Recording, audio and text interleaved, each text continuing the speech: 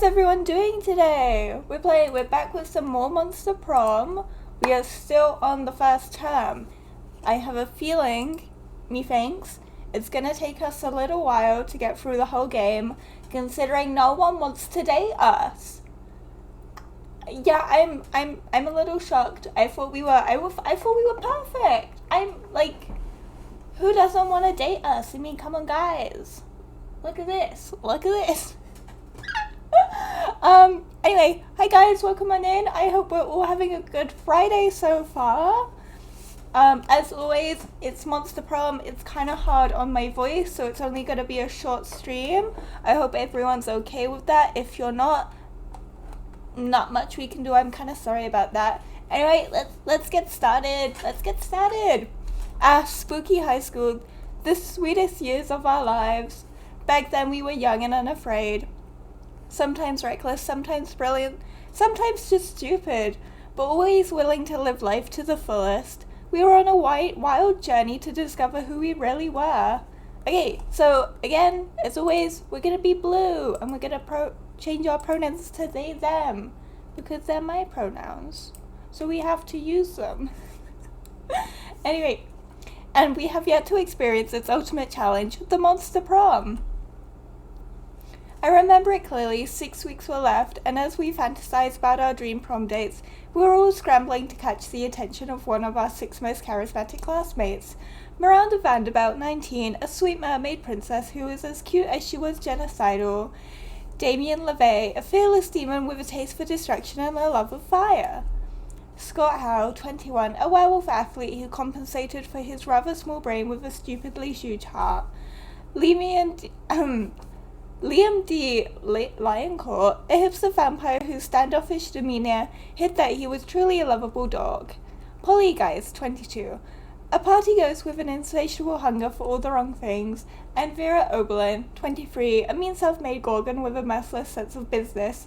So if any of you haven't seen the last few streams for this Monster Prom, in the first stream we were able to date Scott Howe. We got one date with him. We were rejected by him once, and then we tried to date Miss Polly. She did not like us at all. She didn't like us. And we did not get a date with her. On our second stream, we tried to date a Miss Vera Oberlin. We tried so hard. No luck. She did not want to date us. Kind of understandable. I mean, I get it. So this time, I don't know who we're gonna try and date. Maybe Damien? Maybe Miranda. I'm not too sure. We'll see after the little quiz that we have to do every time. It was clear it had to be one of them, but who? We only had 6 weeks to choose one prom date, and even more daunting, we only had 6 weeks to woo them and conquer their heart. But as I already said, we were young and unafraid, and we were ready to start. Okay, let's get into it. Let's get into the game. Welcome to Monster Prom's stupidest pop quiz ever. All minds are rotten, but they are rotten in so many different ways. Worry no more, we're now using our PhD in bullshit to diagnose which kind of deviant sicko you are. Monster Prom's stupidest pop quiz ever. TM, we'll throw a bunch of absurd questions at you and turn your answers into your character stats. This way, each of you will start by having stats that better reflect your true selves. Let's start. What is your soul emoji? We're gonna go with the octopus one again, because he's a funky little guy. He is so silly looking. Which god do you pray to each night before sleeping? I think this is a new one. I don't think we have this one yet. Praying is kind of lame. I have a group text set up with some deities. Dionysus? I forget how you say his name. Bastet, Loki, coolest cats in town. Oh, I pray to all kinds of gods. I have this business where people pay me to deliver their prayers every night. I've even started to look for a Chinese factory to outsource the prayers. Praying is for fools. I took compromising pics of a god molesting a tree, and now I blackmail him for whatever I want a lot. It's a lot more effective. I think we'll go for the Dionysus one. Is that how you say it? Can someone tell me? Please. Okay, we'll go with this one. If you were an ice cream, which flavor would you be? Spicy chocolate, no, chocolate on fire. Me, success. Rainbows and gummy bears, tequila and coke, double creme de la gourage, and meringues. We'll answer this one seriously. It's gonna be rainbows and gummy bears. That's just me. I can't deny that one. Oh look, we got Miranda. Okay, so I believe the game's gonna set us up with Miranda first, so we'll try and go for it. Okay, guys, bear with me one moment. I realized I forgot to change my audio. Wait, let's try something. Okay.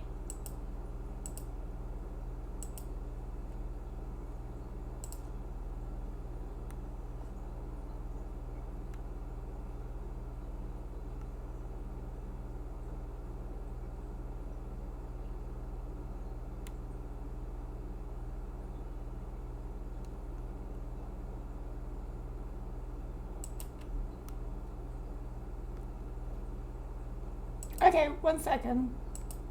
I'm so silly. I'm so sorry. Okay, we should be good. I really should work on my streaming.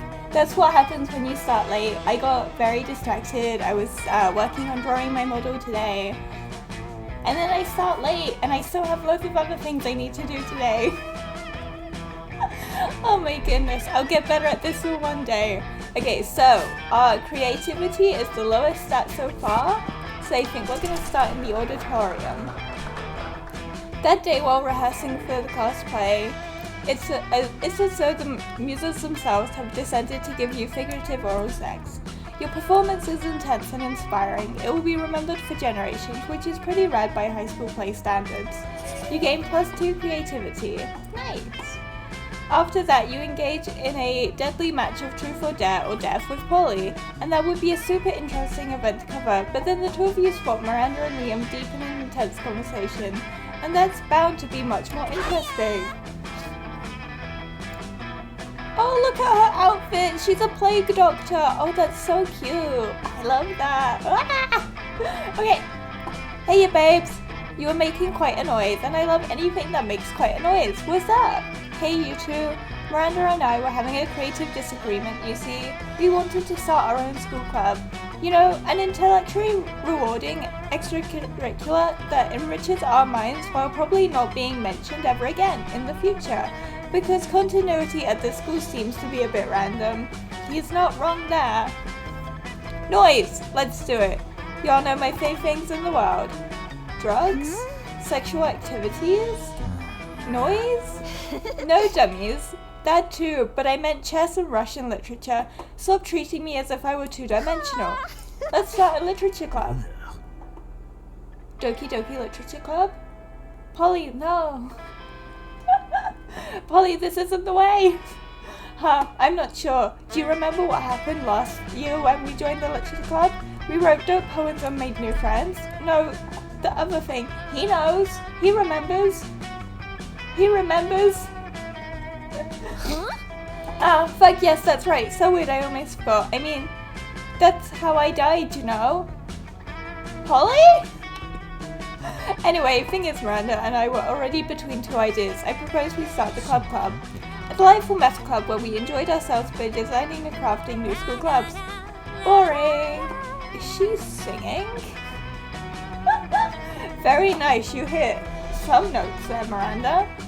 I propose the Little Pony Sweet Dreams Club, a club where we would spend our nights learning how to tell the right bedtime stories to ponies. Sounds delightful. Well, you two really know how to sound two-dimensional, but in any case, can't you both just do your own clubs? No, our lives are fueled by the conflict and confrontation that can only be solved by choosing between two options. That's why we need you to choose which club is the best one, because Blue always seems to choose based on who they want to ask to prom. So which one would you... Damien! Damien, you know too much. You gotta step down, buddy. So which one should we go for? Just remember, one of these ideas includes ponies. A tough choice, mostly because I'm like super drunk right now. A tough choice indeed. It's your opportunity to convince Polly one of the options, because no one is preventing you from making choices based on who you want to ask prom. I mean, the pony one is at night, so it technically counts as a nightclub. The best club is clearly the club because, and then just throw some confetti. Well, it's obviously the pony club because we want to get with Miranda. Yes! Oh, good point, Blue. I do like nightclubs. Wait, is this gonna get me with Polly? I want to get with Miranda. She and I could be besties. Like, really, both. I like her. Pat, pat, pat. You do realize it would be nothing like an actual nightclub, right? Are you sure? Have you been to this Little Pony Sweet Dreams nightclub? No, but less butts and more butts. Boo! Pony butts. How majestic. Ponies have majestic buttocks indeed. Whoa, now I need to see it myself. I hope they know how to shake those pony asses. I'm sure they do. I'm sure they do, Polly. You are gonna have the time of your life. I have no idea what's happening. The only thing I understood is that my proposal has won, and that's the only thing that matters. Huzzah! Blue, it might be true you only make choices based on who you want to ask prom, but if that's true, you're off to a good start. Well, I'm glad you think so. I'm glad you think so, Miranda. At least she knows. She knows what's going on. She knows I'm trying to get with her. Fuck yeah, you can't wait to tell rad bedtime stories to ponies alongside Miranda. Meanwhile, you gain +2 charm and +1 smart. I'm glad to hear it. Yeah. Let's go. So, where is she? She's over here. Okay. Polly and Miranda sit together, surrounded by Miranda's customary crowd of serfs. So wait, you've actually got serfs who eat for you? Well, of course, I find eating to be terribly undignified, so I almost never do it. Hey, me neither. What other kinds of crazy serfs have you got? Well, I have a serf to go to the bathroom for me, a serf to experience difficult emotions for me, and a serf for keeping my silverware in alphabetical order. I even have a serving serf for standing on top of whenever I go surfing. Wow, that's a lot of serfs. It's a fair amount. The only limit is my imagination. Unfortunately, I'm tongue-tied today, guys. I mean, when am I not? But like, especially today, I guess. My imagination serf imagined a way to escape from serfdom, so now I'm all out of ideas. Well, I'm sure with the help of Blue, we could probably think up a dope new kind of serf. Oh, is that so? I can't wait. Well, you're on the spot now. What will it be? Oh gosh. Oh, Miranda, you should get a puppy serf. It's not actually a serf, it's just like 50 cute dogs. You should get a party serf, Polly. A serf to experience your hangovers for you. Okay, so obviously she's gonna like the puppies. So I am trying really hard to pick the answers that are gonna get me the dates. I'm not gonna pick based on what I think. I'm picking on them. I'm trying so hard. I want these dates, guys. A serf that actually just a room full of cute puppies? Why did my imagination serf come up with such a marvelous idea? I swear, if he hadn't escaped, I'd have him hanged by my execution serf immediately. As a matter of fact, would you like to be my new imagination serf? The pay is non-existent, but you make up for it in constant fear of death.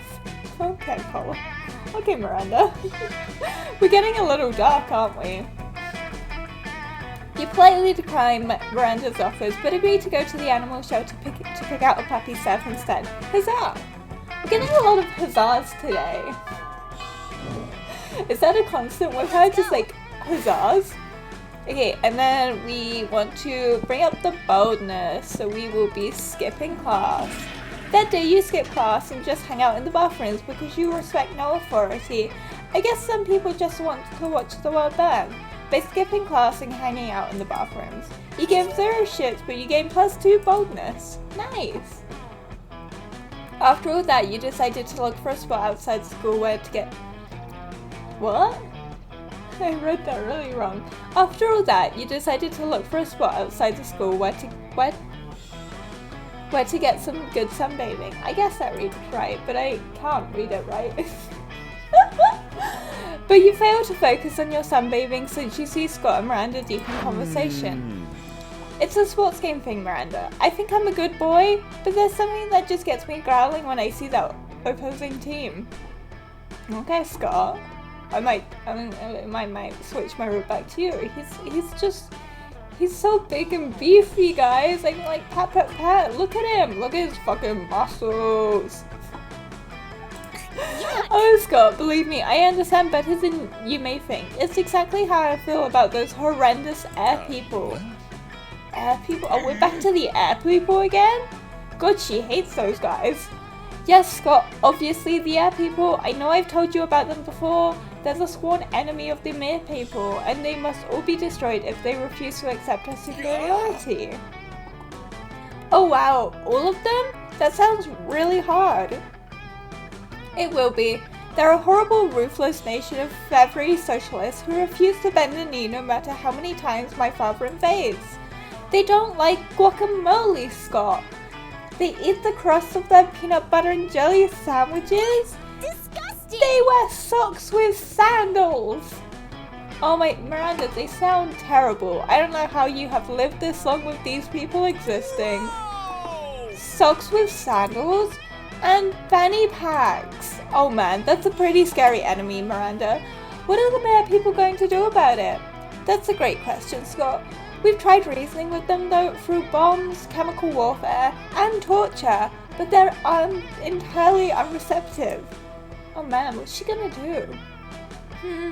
It's really weird that they want to sway the air people, but maybe you can step in and help? Scott and Miranda probably have different takes on what the best strategy would be, so think hard about what you pitch. Reach your truce. Use your great cheerleading skills to put an end to this feud. Wipe them out. Make the Air Kingdom the Mer Kingdom by flooding the entire sky.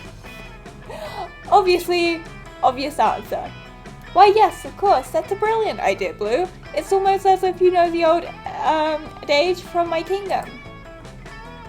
If you can't bring your enemy underwater to drown them in the Mer Kingdom, bring the Mer Kingdom to their kingdom and drown them there. Look at, I want this face on my model. Give me the face. Oh, that's a good adage, Miranda. Also, what's an adage? I don't know either, Scott. Scott, I think I'm using the brain cell right now, so you're just gonna have to keep asking those questions. No time to explain, Scott. Let's start Operation Flood the entire sky.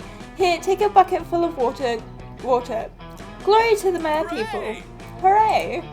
They both start throwing water into the sky, which naturally falls to the ground again, forming a small puddle. In my mind, this worked differently. No, Miranda, look. The water is covering like a third of an inch of the sky. That's the ground, Scott. No! Now that's underwater, and before it was above water, so it was technically part of the sky. Just a very low part of the sky. Oh, I see! It is true. Let's fill the buckets. Sooner or later we will fill the whole sky. You're right. Yeah, I'm a glass half full kind of guy. Or should I say, a sky half full guy? Wink. I bet he says wink out loud. I don't know that my model can wink. I can't wink in real life, so I don't think we can get my model to wink either. No. Maybe I just need to update my tracking. One day, guys. Maybe I'll just have to have a wing toggle. Oh, it's okay. No time for compliments, Mary. Blue, let's flood the skies. Huzzah! Again. Is that her thing? Just huzzahs? You spent several hours throwing water into the sky with little to no effect. Still, it seems Miranda thinks you're a warfare genius. Huzzah! You gain +2 creativity and +1 boldness. At least I'm gaining something. Let's go to... Let's get some smarts. We're gonna class. That day you listened to your elders and learned valuable lessons. Sometimes after all the monster nonsense and the dating gimmicks, you forget that attending classes is supposed to be the primary activity of high school. You gain +2 smarts. Nice. Sigh, woe is me. Sigh. Could Miranda possibly be doing this because she wants attention? Only one way to find out. Oh, hello, I didn't see you there, as I was standing here suffering gallantly in silence. She did, and she wasn't, but okay.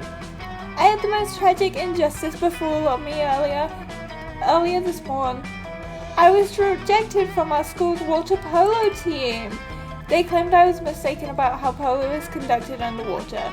Excuse me, but I was raised underwater.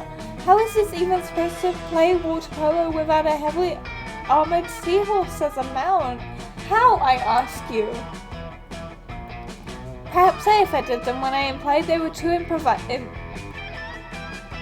impoverished to afford sea steeds. If so, why would I love to make reparations? But it may be too soon for me to show my face. Would you be so kind as to take them the gifts this omelette to begin with the healing? Oh my goodness, I am absolutely tongue-tied today. I am told that peasants consider eggs to be a delicacy. Obviously, and what would make the gesture even better is a personal touch of toppings. Caviar, eel, chocolate-covered sand crabs. They'll never forget this was a present from a mere princess. An elegant stencil card with your sincerest apologies, a list of all their fears, and a bundle of compromising photographs. We're gonna do that one, because in our first playthrough, she was not happy when Scott was eating fish sticks, because they are part of the Mare Kingdom. So, that top one, sending them her people, I don't think she'd like it. Oh, I was right! I got it right! Oh yes, how better to show that I am truly making an effort to get to know them, one of the most personal of levels. I shall do their names in beautiful calligraphy, print their fears in gold leaf, and I shall adorn their compromising news with adorable glitter stickers. I may have been misunderstood before, but how could anyone misinterpret this kind of gesture? Take the omelette and make sure to take lots of pictures of them eating the eggs so we can all remember how generous I was. With a kiss on the cheek? Ooh. Miranda hands you the omelette and waves you on your way. You gain +2 smarts and +1 charm.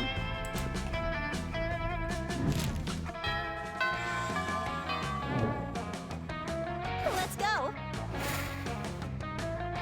Oh my gosh, I just had a little coughing fit. I'm so sorry, guys. I'm so glad my mute button is hotkeyed. Okay. As usual, Miranda sits before her immaculate array of carefully arranged silverware. Damien predictably is examining her biggest knife. Okay, Damien, what are you gonna do with the knife? So this is the one for killing people, right? Disgraceful. What? Good heavens, no. This is the butter dagger. It would be unseemly to use it on meat. So what then? Am I supposed to use this scrawny looking knife to kill a dude? No. If you simply must kill someone mid-meal, it is customary to use a fish knife. This is merfolk court silverware after all. That tiny thing? I might as well wait for my victim to die of old age. That is usually how it's done in my kingdom, yes. That or poison. This is ridiculous. Yo, you there, which knife would you use to kill a guy? And don't say the fish knife. Well, I'm gonna say the fish knife, Damien, because I'm gonna be honest, I don't exactly love you. You kind of seem like an arsehole. I said not to, but you said, "Gah, I'll show you which knife is used for murder." Murder? What the hell did I say, murder? I promise I know how to speak. I promise. Damien picks up the big scary knife he wanted to use in the first place and lunges at you. You pick up the fish knife. You defend my honor. Make sure to hold the knife with pinky extended. What? How did you disarm me? I'm normally the best at stabbing. Fuck me, I guess the fish knife really is the best for murder after all, huh? One must never doubt a princess in matters of silverware, my dear. Miranda is so impressed with your prowess in combat and so she awards you her napkin as a token. Oh, we got a dirty napkin! How generous of her. Let's go. And then we are going to get some fun. That day during recess, you start a half-hour rave that goes full crazy. You have no idea how it escalates so much, but at one point there are like 300 people. Someone summons demons from a nightmare dimension. The consequences might distort the fabric of reality itself, but who cares? It's a rad party. You gain +2 fun. You notice Damien and Miranda squatting on the grass, poking something with a stick. Guys, ew, what are you doing? You rush over hoping for a dead possum, but instead you find them gathered around an entire tiny metropolis. Fucking metal! Yes, Damien, it is fucking metal.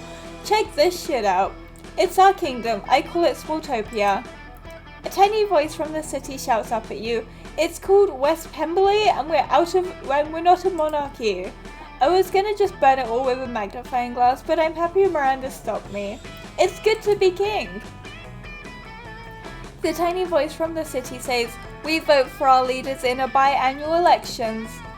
But we are facing a quandary, how to boost our kingdom's struggling economy. Yeah, the whole place has been facing an economic recession ever since the pigeons sold the hospital to build its nest. The tiny voice says, that red guy stole the hospital. I know how to say that word. The tiny voice says, that red guy stole the hospital and lied about it. I'm used to managing kingdoms that are significantly larger and much more underwater. I'm afraid I'm at a loss. Yeah. Hey, how about being our royal advisor? The pay is shit, but you can take whatever buildings you want. Hey, says the tiny voice. Build a new hospital out of popsicle sticks and hot glue. You know what always boosts an economy? War. I think I saw an anthill over by the water fountain.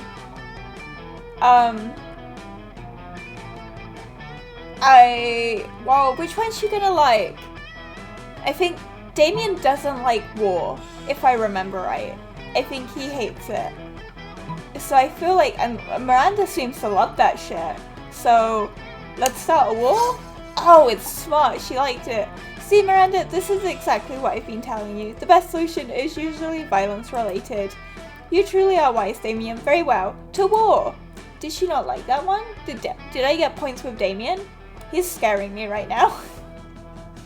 That is one horrifying face. The three of you investigate a war with the ants by leaving a trail of syrup between Smalltopia and the anthill. The tiny city is soon devoting its entire infrastructure to combating the Formatic menace. They build barracks, train troops, and construct missile silos.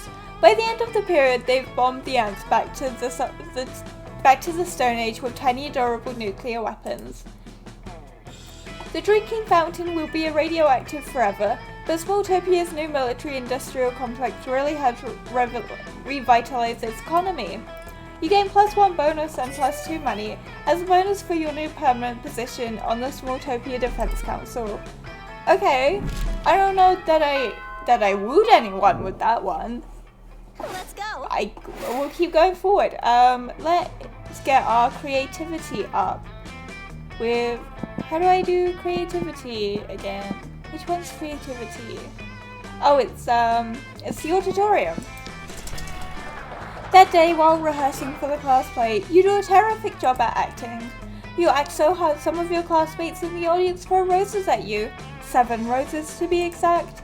Damn, roses aren't a valid currency or stat in this game. Anyway, you check your converter app to see if this could translate into something a bit more useful. It seems 7 roses equals 2 creativity points. Sweet, you gain +2 creativity. Okay, we're making progress. Hello, Miss Daisy, what is wrong?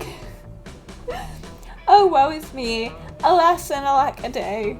Alack a day? What does that mean? Miranda throwing a hissy fit. Must be a Tuesday. So what else are you going to do? Study? Huh. Oh, hello, don't mind me. I'm simply enjoying the most horrible injustice to happen to anyone ever. You shan't believe such cruelty could happen at our own school. But just today, Miss Mrs. the Loch Ness Monster told me that I shall be receiving a B+ in her class. A B+, and all because I seldom attended. Does she not understand the importance of my daily royal manicures? I understand the importance. I will take you to get manicures all the time, if that is what you would like. Such a horrid grade will surely cause father to cease paying for my seahorse insurance as punishment. And then how shall suitors call upon me? Oh, the tragedy. If someone knew of a way I could, I don't know, perhaps break into Principal Giant Spider's office, access his private computer, and alter my grade. Stick a web of files outside the principal's office. When he goes out to eat, we sneak in to cheat. Burst into tears. Spiders hate tears. A web of flies?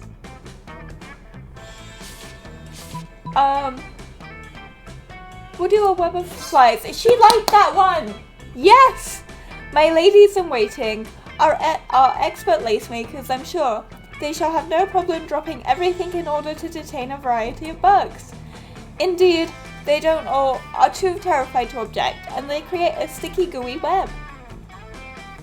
Principal Giant Spider emerges to gorge on dung beetles that still smell of shit, which is apparently as things spiders like. I don't even like thinking about spiders. Why did they have to make the principal one? I hate it. You and Miranda sneak into his office and, using the skills you learned in Cyber Terrorism 101, hack into the files in no time. Oh, look at that. I have an A+. I guess I underestimated my own amazingness. I'm very surprised by this development. I suppose as long as we're here, I might as well fill this thumb drive with top secret school security footage. No reason. That seems on the level. Definitely don't ask any follow-up questions. Just gain +3 charm and be cool. Okay, I know how to be cool. Okay, we are already halfway through the week. Let's go. And I think it's going well. I think we only made one blunder with getting to Damien to like us a little instead of Miranda. I'm really hoping it will be okay though. You come upon Damien staring at Miranda's elaborate silverware spread while her eating serfs chow down obediently at a neighboring table. I still don't get why you collect all these stupid forks and spoons and shit. Damien, it's her thing! Leave her alone, it's what she likes. What a noob. I mean, even the knives don't really look that deadly. Silly boy, this silverware is not for killing. Things can be for stuff other than killing? That's lame as hell, it's basically useless. I mean, you don't even eat, your serfs do it for you. Well, of course they do. But they're not using any of your silverware. Naturally they aren't. Serfs must eat with their hands, as befits the lower classes. So you're saying the silver collection has no practical purpose? Things have practical purpose? These two could go round and round like this forever unless you say something to resolve the dispute. Well, what do I say? Damien's right. Oh, of course Damien's not right. Lay off Miranda, Damien. Leave her alone. That's different. Those corpses are useless. Oh, he said useful. Useful for what? For holding down important documents. What important documents? Documents about very important. Fine. I guess I don't use the stupid corpses for anything. I just stack them in a shed and occasionally dress them up in silly costumes. Oh, Damien, you do what? You do what with the corpses? There, are you happy? Extremely. Whatever, I'm gonna go play with my corpses. Ew! You stay behind with You stay behind with Miranda to admire her collection. She even teaches you how to use the romance fork smooth. Oh my goodness. Let's go. Let's go to outside. Let's go to outside. That day during recess, you start a half-hour rave that goes full crazy. Everything is fine until the small magical Latino cat asks you what you think you're doing. Damn, you didn't remember you suck at dancing. but you decide to go all in and pretend it's a new dance move, apparently called the Groovy Musaka. He asks you to teach him the Groovy Musaka. In no time, half the party is following your steps, enjoying the Groovy Musaka all together. It's a party to remember. You gain +2 fun and a cool story to tell your friends. You notice Polly went over her phone while Miranda tries to peek over her shoulder. Something really interesting must be going on Polly's phone. When you get closer though, you see that Polly's just on horny dating app TM again, swiping right on everybody. Miranda seems entranced, and a little worried. What did you say this was called again? Horny dating app TM. And it is an app for finding true love. Sure. How majestic. But I never knew. I've spent countless hours going to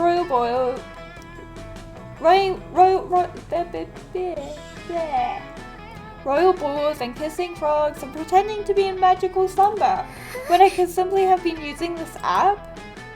I mostly just use it for collecting dick pics. What are these dick pics? Tokens of affection? Oh, alas, to be so far behind in my quest for love. I am 19 years old, practically an old maid, and only now learning of this? Oh, how will I ever make up for lost time? Don't worry, I'll coach you in the mysterious ways of horny dating app TM. You'll have a whole harem in no time. You still don't have a horny dating app TM? Why should you worry having horny dating app TM when you can actually own horny dating app TM? Why don't you just buy the entire company? I think she'd like that one. She did not. We made our first big blunder. I'm not happy with that one. Yes, of course. I'll solve this problem just like Daddy solves all his problems, by spending money on it. I'm gonna take a sip of water, guys. I'm so sorry.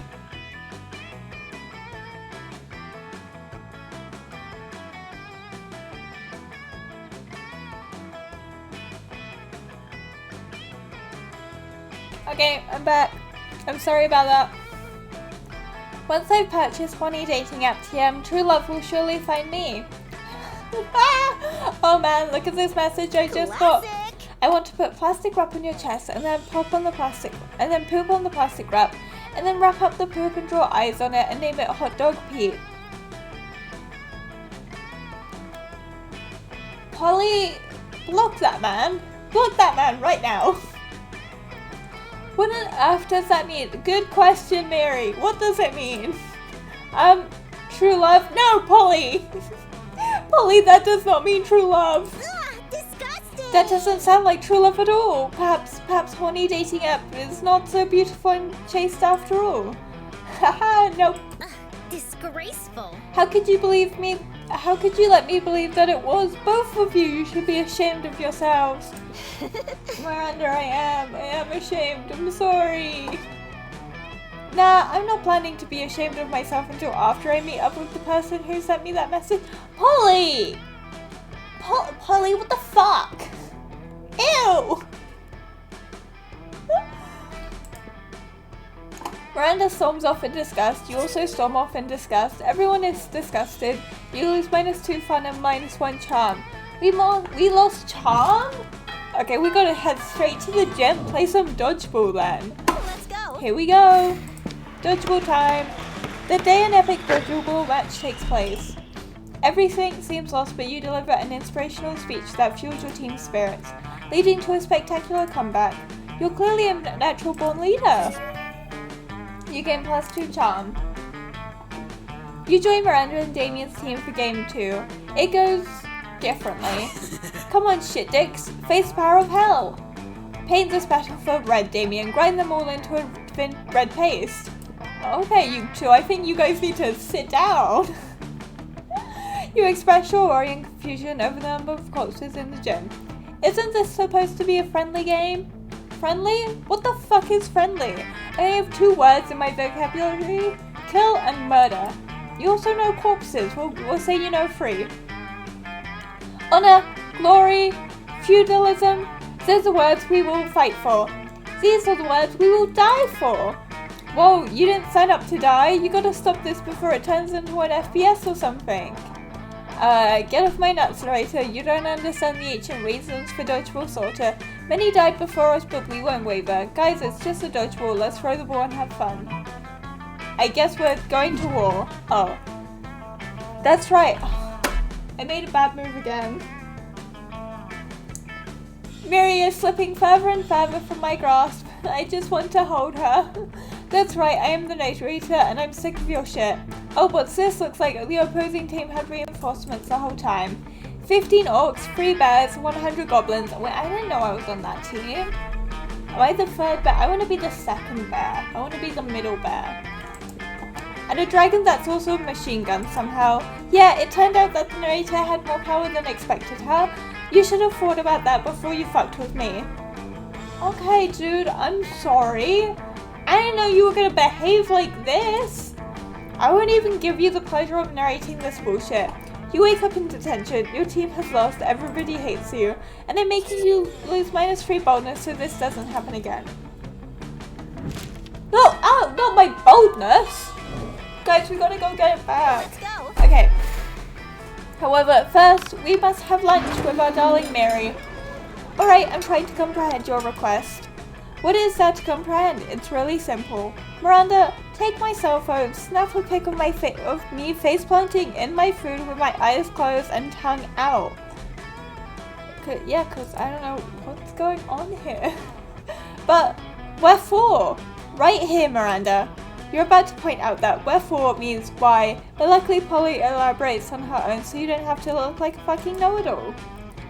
I feel like the narrator's being mean to me now. He's out for blood. It's a new meme, Miranda. Like planking or dabbing, it's called food poisoning. And it's dope as fuck. Don't you have cool trends in your kingdom? I suppose we do. Oh, we have a fun trend called Revere Your Rulers. It's where you show nothing but the utmost devotion for the royal family. If you're good at it, you get a lot of likes on social media and also not executed. Do you ever listen to yourself when you speak? I bet you know some pretty cool trends, don't you, Blue? Heck yeah, you do. Don't you? Yep, it's called dyeing. I surely do. It's entitled Silverware Wear. And it's where you take your most expensive cutlery and dress it in a very fancy tiny outfit. I'm doing that one. Oh my god, look at her face. She's so excited. Pat, pat, pat. She wants to know all about it. Really? How have I not heard of this trend before? Beautiful silverware and fancy dresses are two of my biggest passions. This trend sounds like it was invented for me. It may have been by you on the spot, but there's no need to go into that. What's your favorite meme? What's your favorite meme? Spiked salad forks in velvet evening gowns, seahorse steak knives in a frilly skirt, teaspoons in tea dresses. This trend is no words. Yes, the glory of this spectacular combination would leave me speechless as well. Were I not so excited to create more memes with Blue. That's right, guys. Me and Miri are creating memes together. We'll have to meet up soon. Bring all your most exquisite chopsticks. I shall bring doll clothes in which to dress them. Yeah, totally. Hanging out with Miranda sounds amazing. Guess it's time to go out and try to find some exquisite chopsticks? I'm sure we can find some nice ones. Okay, week 4, evening. Let's go. And we need to get our boldness up. Okay. That day you visit the bathrooms to take a number 2. Don't worry, there won't be an illustration of that specific moment. Okay. Thing is, you make one of the boldest decisions in your life. You don't put paper on the toilet seat before using it. Look at you, you crazy bastard. You gain +2 bonus and probably +1 staphylococcus. Did I say that one right? Probably not. With a slight chance of +1 STD. Great. Damien, what are you doing in the bathroom? Go away, get out, I don't like you. You're chilling in the bathroom with Damien and Miranda. Thank the gods for go-ahead bathrooms. Everything's going great and you're obviously very cool until you hear some noise. Oh step, it's Crazy Martin the Weather, janitor. I'm surprised I got through that one without stuttering. Damn, we're done. If I get caught skipping class again, they're gonna feed me to the school's dragon. Or even worse, they'll make me come in on a Saturday. Ah, this is bad. I didn't bring my yeah, that says champion. Yeah, I can read. Ah, this is bad. I didn't bring my champion. Who would fight to the death to defend my honor? What can we do? I can fight for you, Mary. I can do that. That could be me. It seems they're both waiting for you to do something. But how do you scare a werebear? No time to think. You bust out of the stall and make yourself as big as possible. It's showtime. Play dead until he goes away.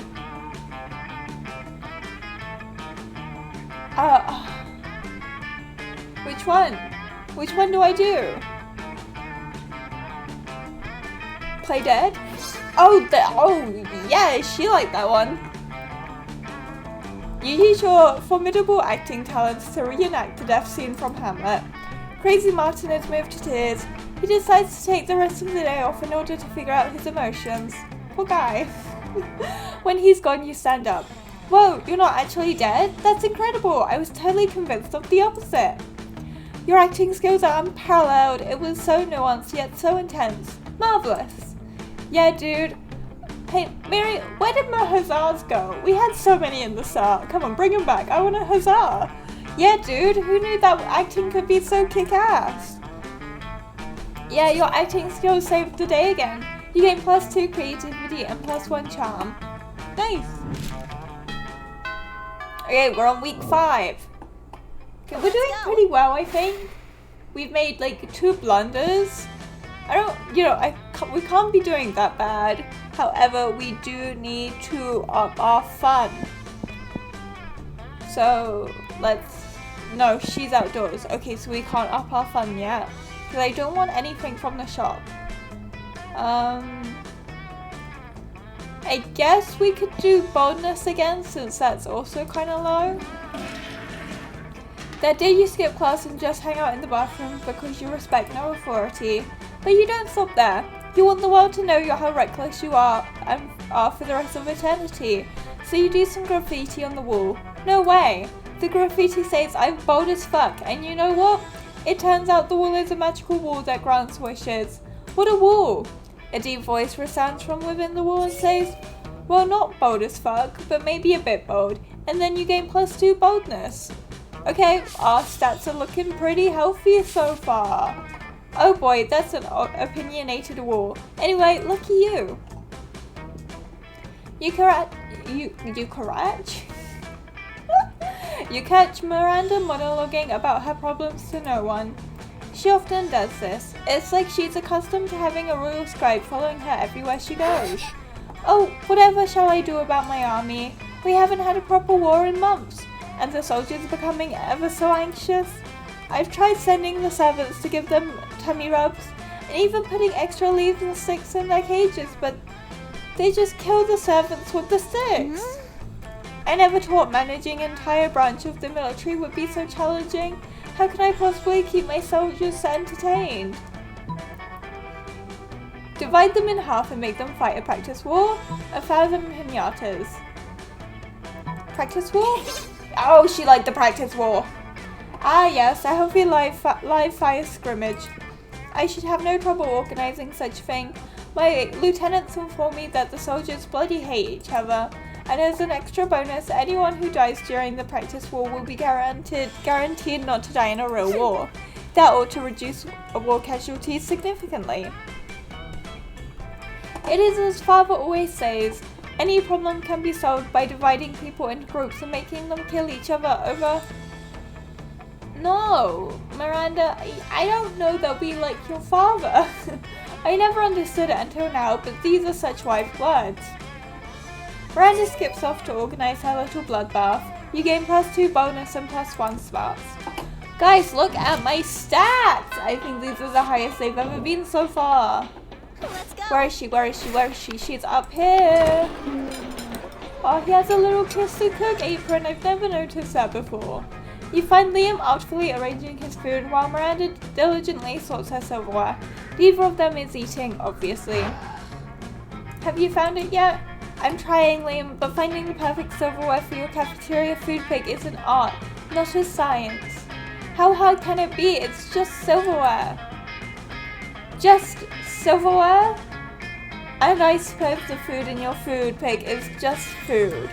No, it's a metaphor for urban consumption in a postmodern industrialized mega society.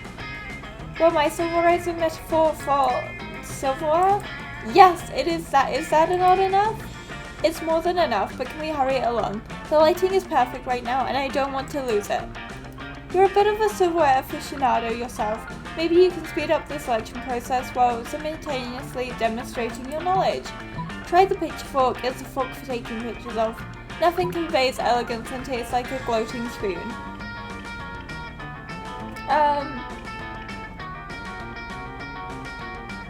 The picture fork? Should we do the picture fork?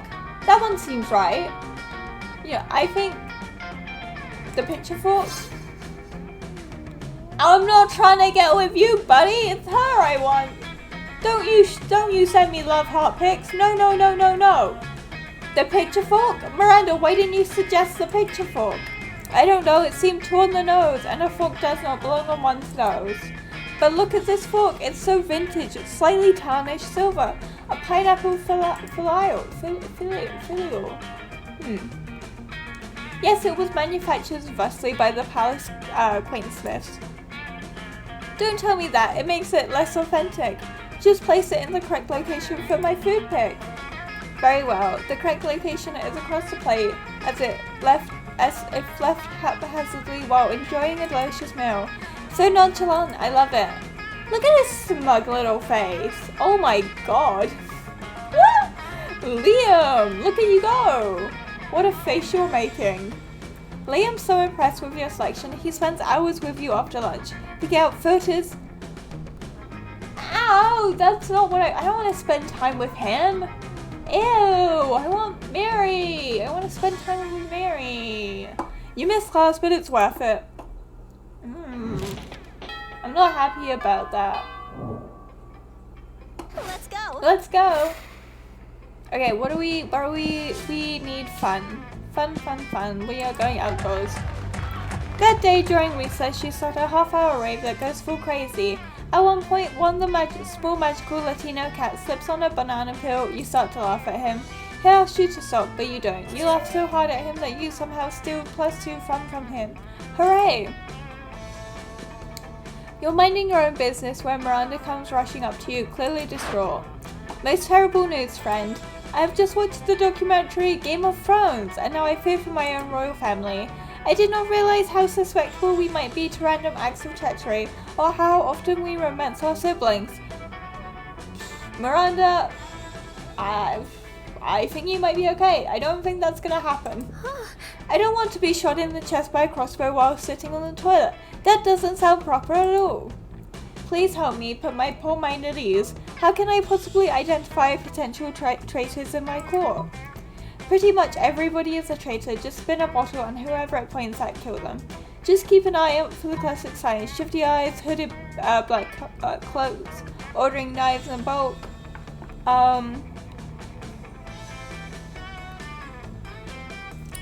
I feel like maybe everybody is a traitor? But then what if, maybe to just keep an eye out?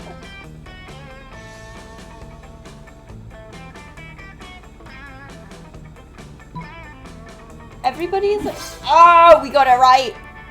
Miranda is so excited by your advice that she skips out on school to go try it out immediately. The next day she finds you in the hall, clearly overwhelmed. The most wondrous, glorious news, friend. The traitor is caught, the kingdom is saved.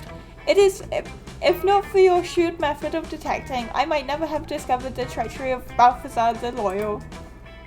He raised me from an instant, tried to teach me right from wrong, never betrayed my father nor myself. The perfect cover for a traitor. I might have gone my whole life not knowing his true nature, had not the spinning bottle cut through his layers of deceit. Would you like to accompany me to the execution later? There will be popcorn. Did we get an innocent man killed? I have to think about my decisions. The book one is very good. You try not to think too much about whether Balthasar was actually guilty. Either way, you gain +2 fun and +1 charm. Okay. Week 6, last week. Okay. I'm sure it's gonna go well. Okay, here we go. What? Should we get some money skill? Not that it's a skill or a trait. I feel like I don't think it's gonna affect anything.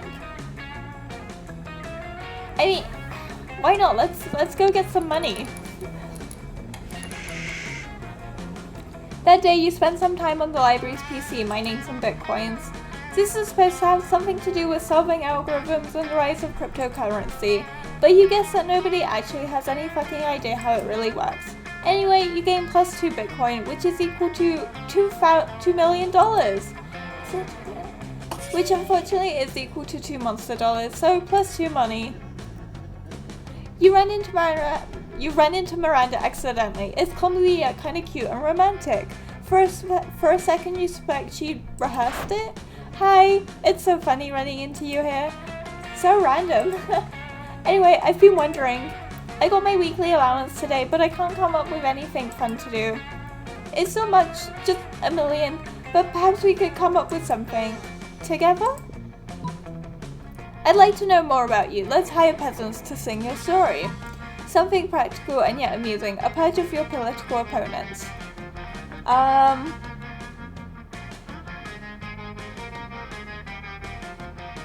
A purge of her political opponent? I think she might like purge. I don't think she'd like to hire peasants. This one? She didn't like it. So close to prom. And I'm picking the wrong answers. Please, we don't have much time left. I really want this date.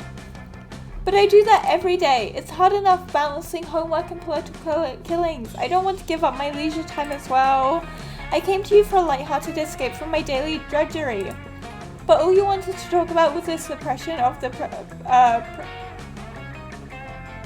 proletariat? Oh, you sound just like my father. Oh no! You remind her of her dad, not a good sign. You lose -2 charm and -1 smarts. I didn't know.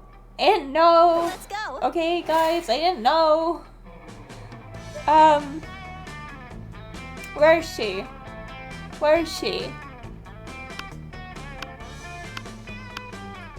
Oh, there she is. I didn't think she was there for a moment. Oh god, a yawn. I'm so sorry. You arrive at your table to find the coven eating and Polly and Miranda screaming. We're under attack. Alarm, alarm, summon the guards.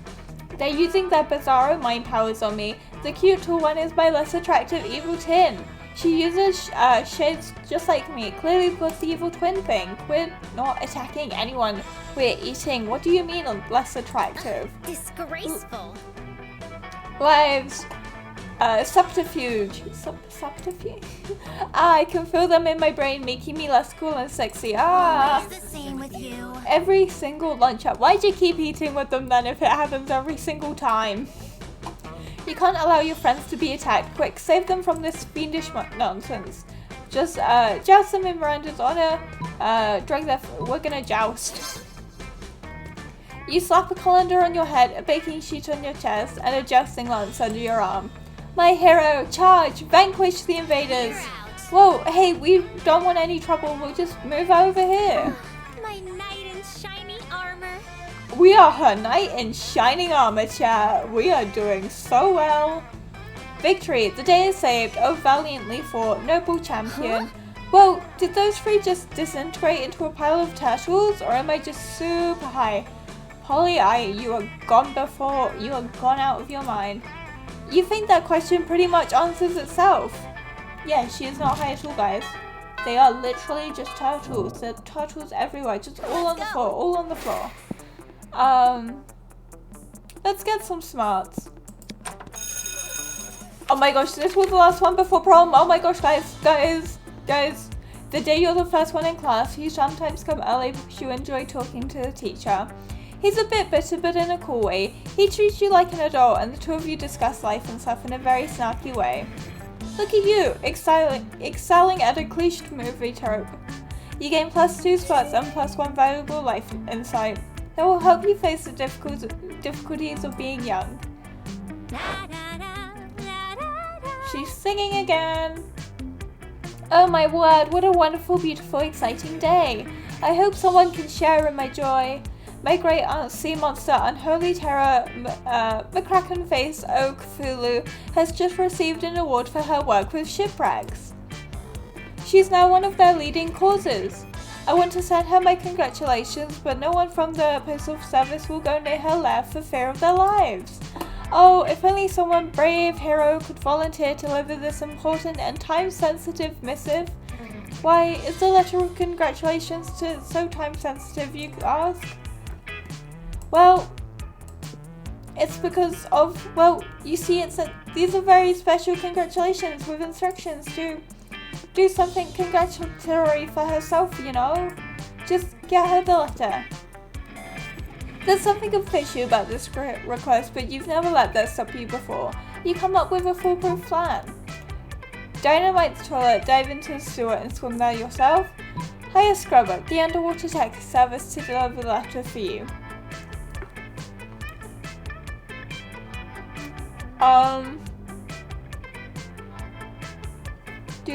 Do the taxi service?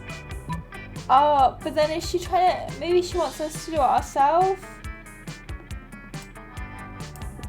Oh, she wanted us to do it ourselves. If you want something done right and there's absolutely no way to pawn it off on someone else, do it yourself. You grab the stick of dynamite you won from Damien in a game of multiplayer solitaire and head to the bathroom. Can solitaire be multiplayer? I've only ever played Spider Solitaire, so I don't know. From an environmentalist standpoint, it's probably not great that the school sewer system leads directly to the heart of the ocean, but it's great for your purpose. You swim all the way to the lair of Great Aunt Sea Monster, Unholy Terror McCracken her face of Cthulhu. The only thing she's good for is summoning Cthulhu. Who you must admit looks fantastic for a beast of a certain number of centuries.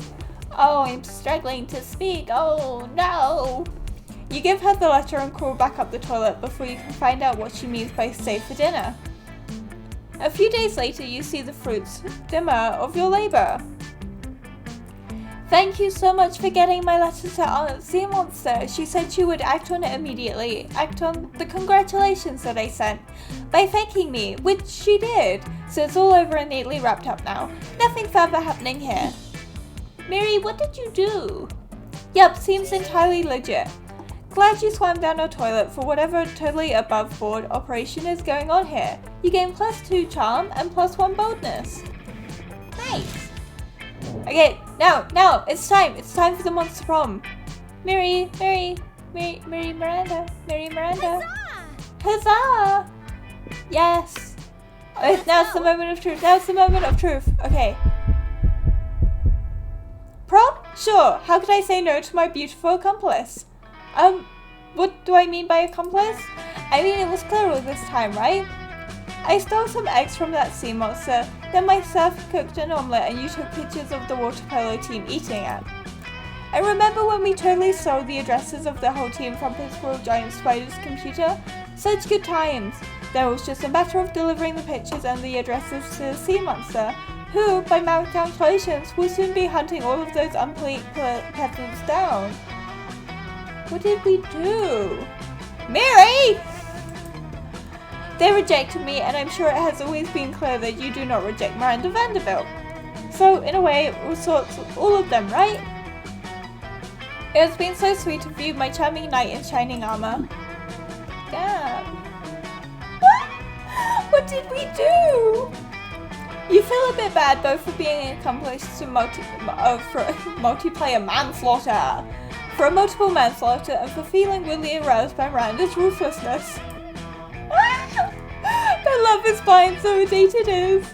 You have a delightful evening, and in the end, isn't that what counts? Isn't it? By the end of it, Miranda even... Oh my god, you're so much, I'm so sorry. By the end of it, Miranda even invites you to her house to show you the corpses of the water polo team, which she's had stolen from their funerals. This way they'll learn.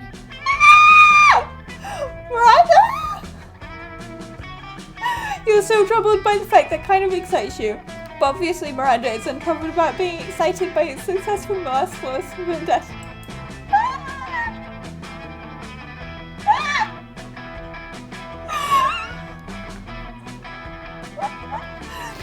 So you end up celebrating your victory and feasting over what's left of her enemies.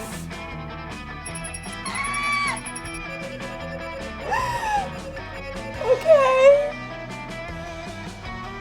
Most likely to make Pluto a planet again, most likely to die in a coup d'etat.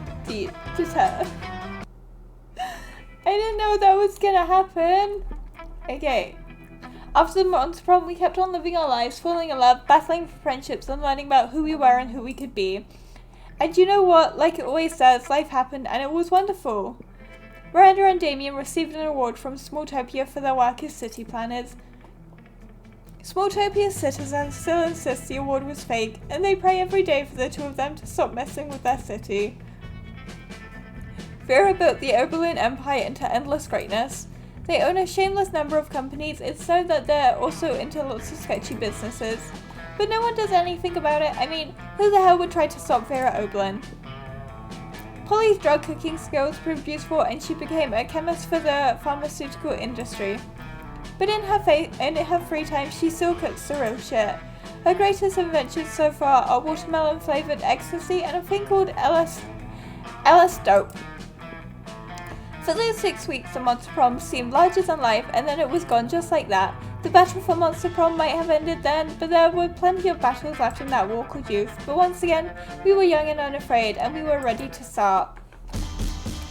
Oh my goodness. Okay, there we go. We have unlocked 6 new images in the gallery. Can I look at the gallery? Oh my gosh. Wait, what is the very... Oh, that's cute. And then we've got Polly. Oh my goodness, how many things can we get? Oh my, wait, there's so many. Oh, we have all of these. Oh, we're missing a few? Okay, maybe we will try and get... Oh, look at all this. Okay, back to the game. I'm so sorry. I get so easily distracted. Okay, again, 1 player, first term. We're gonna do another long game. Spooky high school, the sweetest years of our lives. Back then we were young and unafraid, sometimes reckless, sometimes brilliant, sometimes just stupid, but always willing to live the life to the fullest. We're on a wild journey to discover who we really were. And it's me, I'm Blue. I'm Blue, my pronouns are they, them. And we had yet to experience its ultimate challenge, the Monster Prom. I remember it clearly, 6 weeks were left, and as we fantasized about our dream prom dates, we were all scrambling to catch the attention of one of our 6 most charismatic classmates. Miranda Vanderbilt, 19, a sweet mermaid princess who was as cute as she was genocidal. Damien LeVay, a fearless demon with a taste for destruction and a love for fire. I love his laugh! Scott Howe, a werewolf athlete who compensated for his rather small brain with a stupidly huge heart. Liam D. Lioncourt, a hipster vampire whose standoffish demeanor hid that he was truly a lovable dork. Yay! Pollygeist, 22, a party ghost with an insatiable hunger for all the wrong things. What? And Vera Oberlin, a mean self-made gorgon with a merciless sense of business. It was clear. It had to be one of them, but who? We only had 6 weeks to choose our prom dates, and even more daunting, we only had 6 weeks to woo them and conquer their hearts. But as I already said, we were young and unafraid, and as we were ready to start. Who are we going with, guys? Who this time? Welcome to Monster Prom's stupidest pop quiz ever. All minds are rotten, but they are rotten in so many different ways. Worry no more, we're now using our PhD in bullshit to diagnose which kind of deviant sicko you are. He reminds me, I know this game came before Bear and Breakfast for very obvious reasons. He reminds me of Finn. I know, they have similar vibes to me. What's Prom's stupidest pop quiz ever? TM will throw a bunch of absurd questions at you and turn your answers into your character stats. This way each of you will start by having stats that better reflect your true selves. Let's start! You're elected president for a day. What's the first law you pass? We will do the $1 bill. Will now include a picture of me and the inscription, "Beware too much awesomeness. My presidency might last a day, but my fame will last forever." I think that one's silly. A radioactive possum just bit you. What superpower did you get? That's a new one. Probably rabies. I'd go to the hospital immediately. The superpower of always choosing the right combination of emojis to get desired reaction from all people. Seducing my loved ones, burning my enemies, settling any argument, and even conveying complex emotional thoughts. The incredible power of writing fan fiction so compelling that the actual creator of the show decided to go with any ideas and crazy ships. I feel like I'm just gonna get rabies. Honestly, I think that's all that's gonna happen. What would be your dream first date? A wild party in international waters? I really struggled to say international there, didn't I? And our expedition guys, I'm sorry. And our exhibition experimental enough to give you a seizure? A professional meeting where you charm your date with some astonishing business advice. A lovely walk in the forest after rescuing your date from a dragon. A sweaty and manly wrestling match? Crimes. Let's do a lovely walk in the forest. Oh, we got Miranda? Okay. However, we're gonna go straight to boldness. At 2, God, that's sitting low. That day you skip class and just hang out in the bathrooms because you respect no authority. I guess some people just want to watch the world burn. By skipping class and hanging out in the bathrooms, you give class 0 shit, but you gain 2 class boldness. You notice Vera showing off an elaborate new necklace to Miranda. They're the crown jewels of the Maria. My family acquired them in a cutthroat business merger. Do you like them? Oh yes, very much. Such a shame about the Lumerian royal family though. Well, that they're all dead or at the hands of their own servants? No, that was unavoidable. Once the true tragedy had taken place, they were no longer loved by their subjects. Feared, you mean? Oh no, fear is so scary. Love is what matters. I could not disagree more. You there, settle this dispute for us. What is the best way to let people know how powerful you are? Buy their houses, burn them down, then replace them with a water park. You don't need to convince anyone, just make everyone who doesn't love you disappear. I guess we're gonna go with Vera again. Maybe? And the snakes? We had... What did we call them? Was he Toodles? And... I forgot this one's name. We'll pat his head. Pat, pat, pat. Pat, pat, pat. I believe this one was called Toodles, so... I don't remember the names. Okay, you don't need to convince anyone. Majestic. Ah yes, this is study strategy. The amazing thing is that the one bad people start to disappear without explanation. Even people who used to be bad start being very good. It's like magic, and so humane. Do you happen to know where your father put all those people who disappeared? Put them? No, silly. They disappeared, like a magic trick. Ah, yes, I see. Oh, Miranda, we've already gone a day. I can't. Oh, I want to get someone else. I'm sorry, baby. You gain +2 charm and +1 sparks, as well as yet another reason never to visit Miranda's kingdom. Sorry. Okay, who's up next? Okay. Oh, here is where we get to like choose ourselves. Should we go for Damien? You know, we haven't spent much time with Liam, so I think what we're gonna do is go with Liam. Get to know him. See what he's like. When you arrive at their table, you find that Polly and Liam aren't eating. They're just taking pictures of their food. Boo. Welcome to the don't need to eat, so we just take don't pick food pics zone, baby. We believe that food like heavy construction machinery should be seen and not tasted.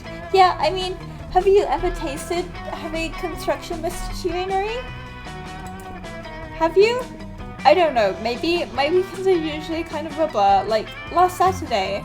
There will be plenty of time to chronicle your sex pilots later, Polly. Right now, we need to focus on these food pics. While Liam and Polly were busy bantering, you were busily arranging a dope food pic of your own. And now to complete your masterpiece. A food pic, but instead of food, it's just a bottle of whiskey with ketchup on it. A food pic of Liam taking a food pic. So meta.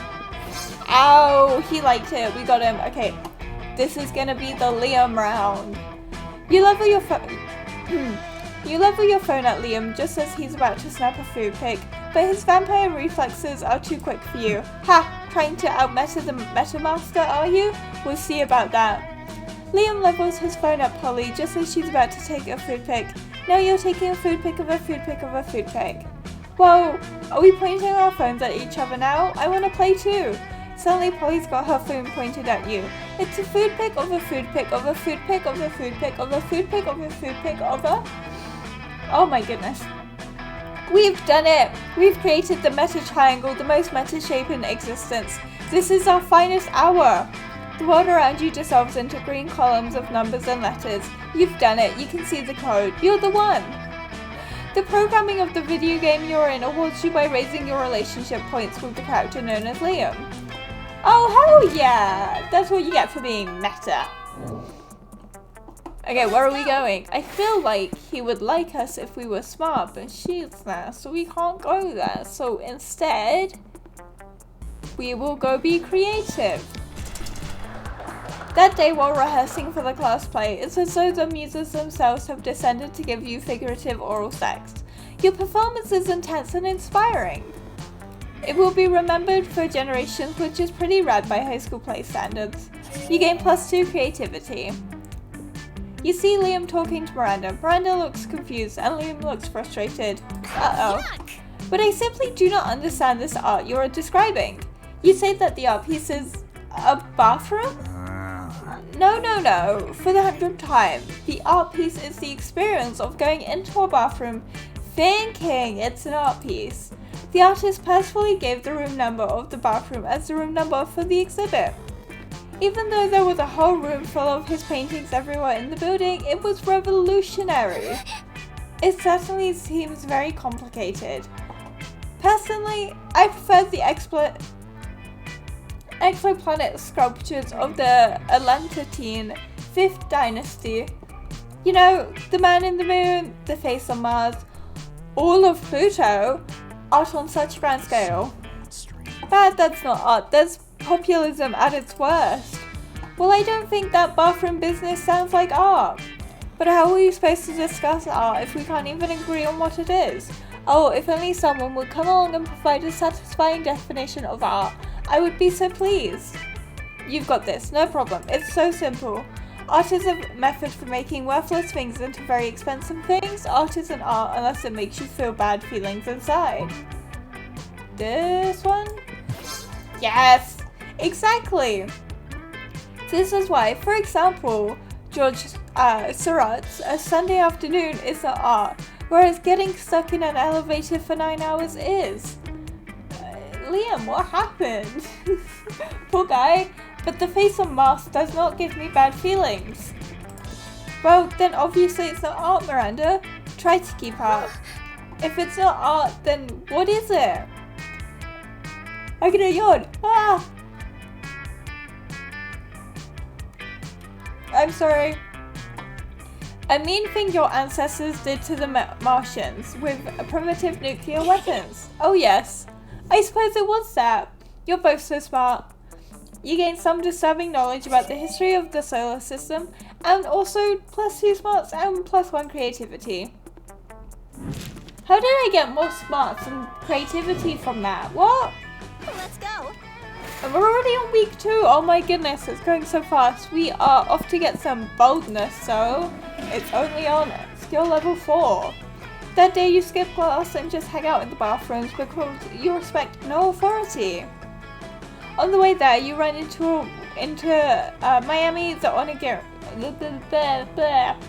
On the way there, you run into Mamami, the Oni girl. She offers you some of her weird Japanese energy drink. You take a sip, it tastes crazy as hell. You need to check the contents of this shit. Guarana seed extract, benzoic acid, 50 milligrams of caffeine, and 100 milligrams of boldness? Well, it wasn't bad at all. You gain +2 bonus. Thanks, Mamami. And proceed to the bathrooms. Mamimi? I don't know how you say it. I'm so bad at speaking. Against the expected, you spot Scott and Liam engaged in what it seems to be an intense conversation. They seem so into it that you can't resist the urge to ask them what's going on. We're discussing the recent novel, Two Lives. It isn't a novel, it's a rad movie with lots of cool dudes with amazing abs. Well, it's actually based on a novel and it's anything but rad. It's cultural trash. But I decided to like it ironically. Of course you did, Liam. The thing is, there's this human girl with 2 guys who like her, but the guys are part of 2 enemy human races. The wild shirtless humans and the mysterious deep-looking giving humans. And it seems these types of humans can't stand each other. Oh, and the deep-look giving humans shine in the sunlight. Did you know that's actually a lesser-known trait of some humans?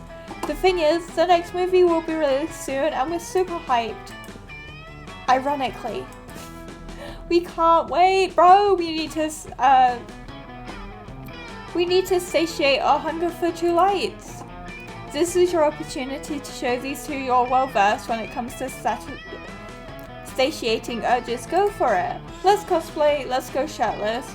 We should write a nuanced play based on it, totally not fanfic. Oh my god, he's like, oh my god, yes, let's do it. Yes, let's write fanfic. I bet he does. I bet he has like, I bet he's like #1 on, is it AO3? Is it AO3 that you write fanfic? I don't know. I was a fanfic.net kid. I'm gonna unveil my past. I was a fanfic.net kid, so I don't. Is it AO3? I wanna say it is. I bet he has an account. I bet he's like #1 author. Oh, I see it. A nuanced pastiche involving the characters of 2 lights, throwing a new light over their fears and desires, and over their abs. Yeah, sure.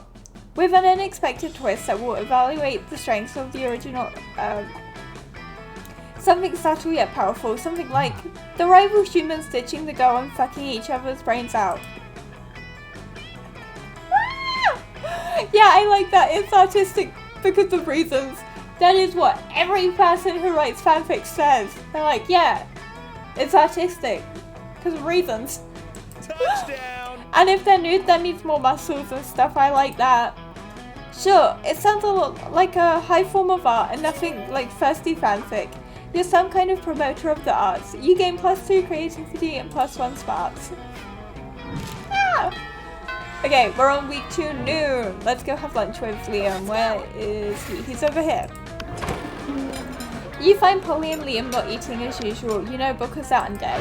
You know, the food in this cafeteria really is atrocious. It's hardly even worthy of my momentgram. Haha, what? I don't even eat the food. See, this is exactly what I mean. We can do so much better than these subpar culinary abortions? Did it? What? Oh, I see what you mean. You mean the 2 of us should have a cook-off? What? No! Did you say something? I'm not listening because I'm so psyched about this cook-off. At no point did I agree to. I've got a huge advantage though because I've cooked so many drugs. Oh, you think you've got the advantage, huh? I've been alive for centuries of culinary history. It's on. Look, he's so smug again. Oh my god. The 2 of them dash into the kitchen, ignoring all rules of law, school, and common decency as they commence cooking. 2 celebrity chef judges appear to critique the challenges. I think they're both equally horrible, states a cruel British judge. I think they're both equally marvellous, says the overly nice British judge. Both judges turn to you. What do you think? Tearbreaker judge, whose meal truly is the cat's pajamas? Liam's, because I think that glass jar of fresh human blood really goes with the parsley he sprinkled on top. Polly's, because she literally just made a pair of pajamas for a cat.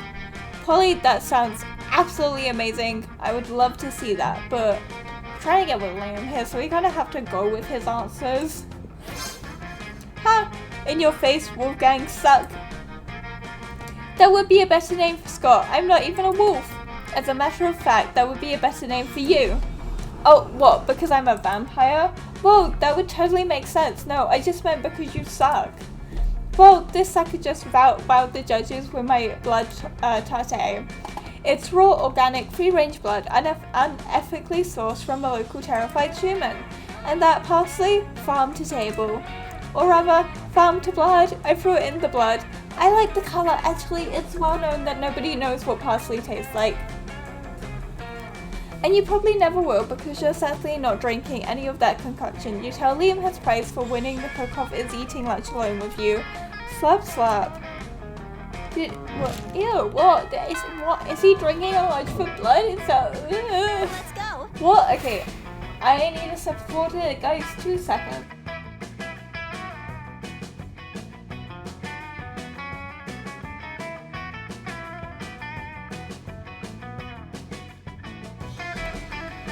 This game kills my throat a little bit, but I really like playing it.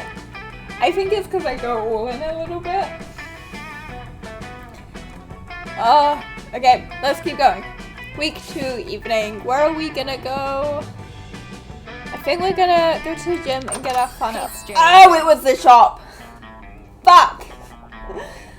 You missed me in my shit, huh? Worry no more, all this shit can be yours if you have the money. Not me though. I don't want any of this. I have to leave and I've wasted a day. So you just came here to say hi? What a weirdo. Human interaction is so lost here. I know, I'm sorry.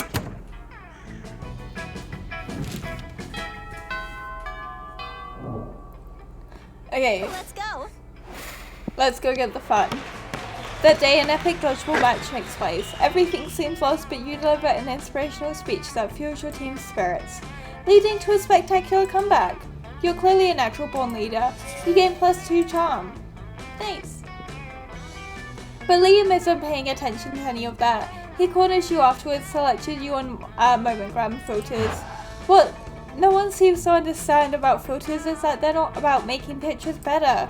They're about making pictures browner and harder to see. That's why I see my own proprietary filter for almost all my photos. Infinite to pay. It's also probably why I have only 6 Momentgram followers, but we all must make our sacrifices for our art. In any case, I have to go. There's a dead rat in the parking lot I simply must document. Ew, Liam, what? That's kind of gross. As soon as Liam's gone, Miranda peeks out of an air conditioning duct. Goodness, the situation is more dire than I thought. If Operation Make Liam Popular Again is to succeed, we must get started immediately. What's that? Well, yes, of course you're part of my operation. I unwillingly force people into my service all the time. Oh, you want to know why it's called Operation Make Liam Popular Again? Well, he's been alive for like centuries, right? I'm sure he must have been popular at some point. I'll check the history books later. There's no time now. Phase 1 is getting Liam more Momentgram followers. I took the liberty of having my royal spies discover the password to his account so we can give it a total makeover. But what to do? Pay 1 million homeless people to follow Liam on Momentgram. Use his account to post a bunch of porn and bomb recipes.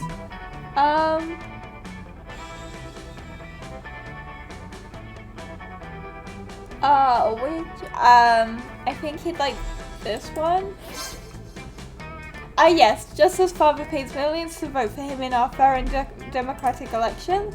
In fact, I think I can cut costs by paying one of father's clone Smith to simply replicate the same 1,000 people at 1,000 times. You ask Miranda if she thinks. Oh, I'm struggling to speak. You ask Miranda if she thinks this is ethical, but she's as confused about the meaning of ethics as she is about fair and democratic elections.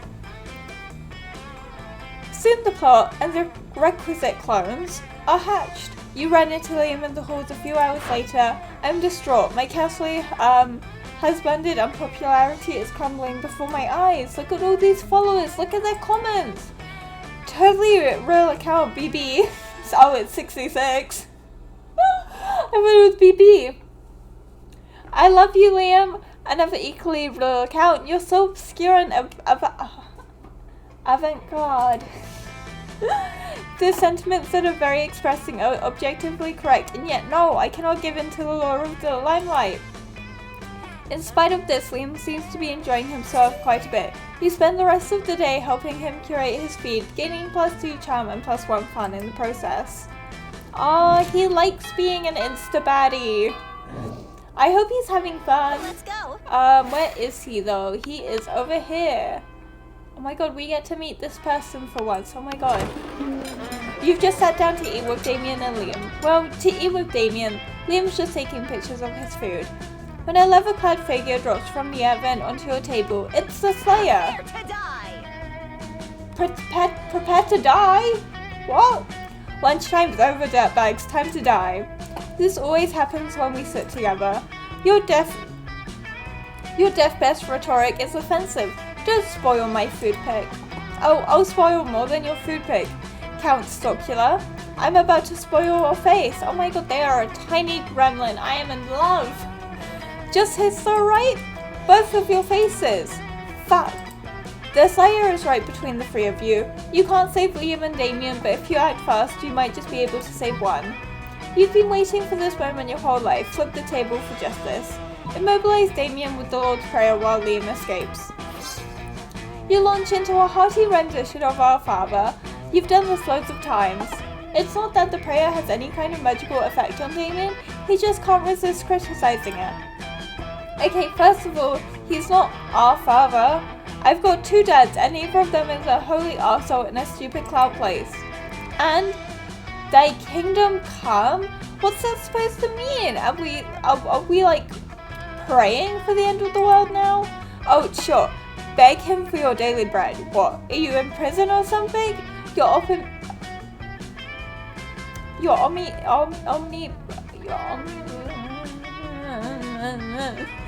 omnipotent dad can't spring for better food than bread? What if you've got a gluten allergy? Do you still have to eat the daily bread? Ugh, this is ridiculous. While Damien continues to rave, Liam snaps a few more artful pics of his lunch and then carries it to another table. Are you done?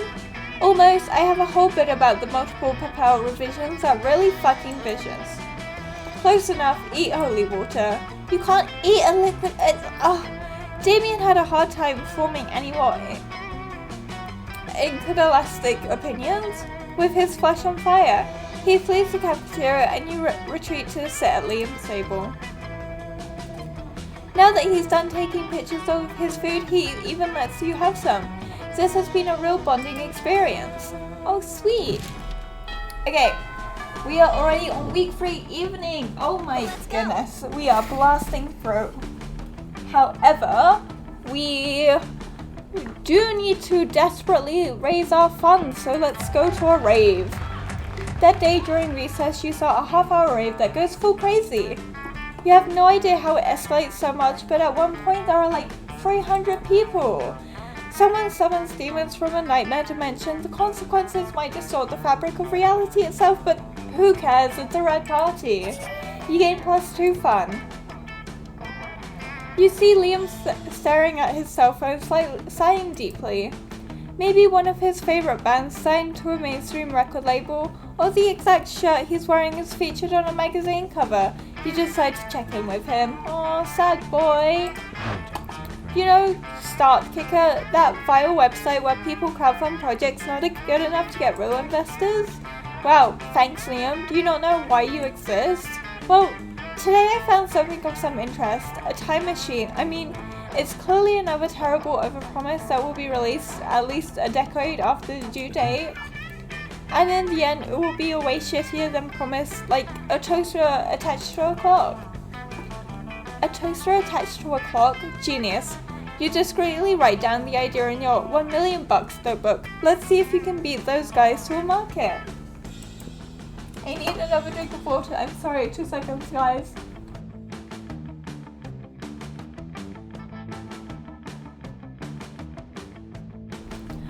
But I was sighing deeply because I couldn't help but think, supposing I were to acquire such a machine, I wonder, where in time should I go?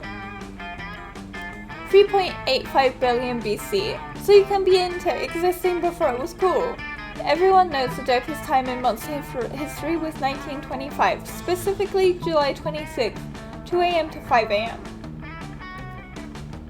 Why? He'd be into existing before it was cool.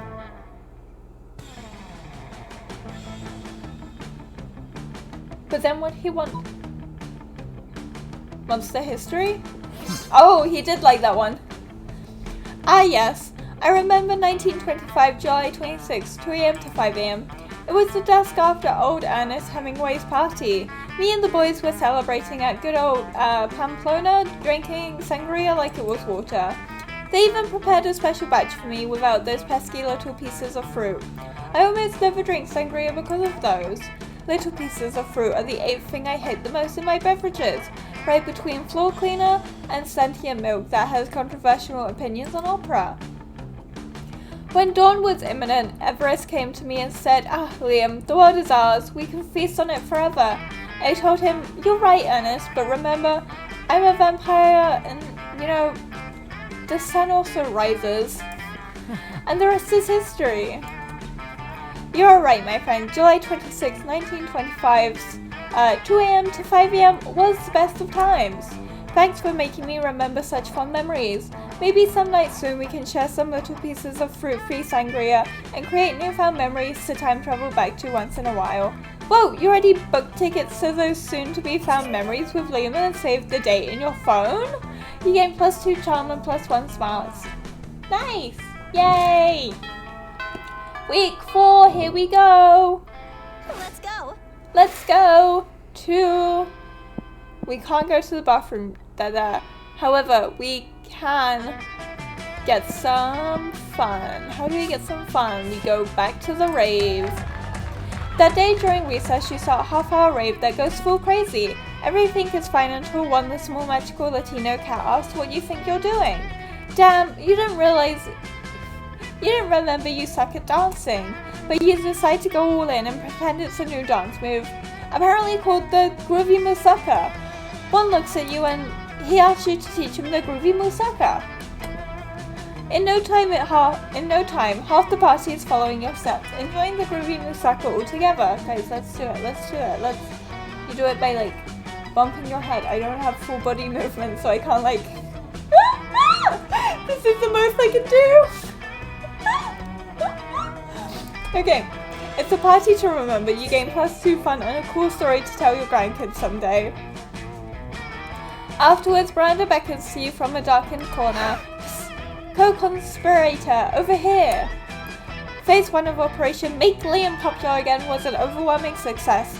Liam is internet popular, and that is the only kind that matters, chat. Remember that. If you are internet popular, the real world doesn't matter. Guys, go touch grass. Go touch grass. Now we just need to make him real life popular. And what better way than making him prom king? Can I be the queen? Can we both be kings? Miri, can we both be kings? I want to be his prom king. Unfortunately, when I asked him to run for prom queen,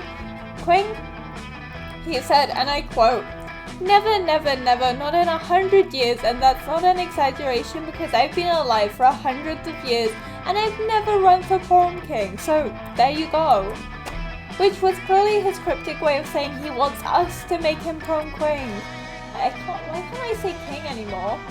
My first thought was to murder the current prom king after establishing Liam as his rightful heir, but I couldn't find any bloodline charts to work from.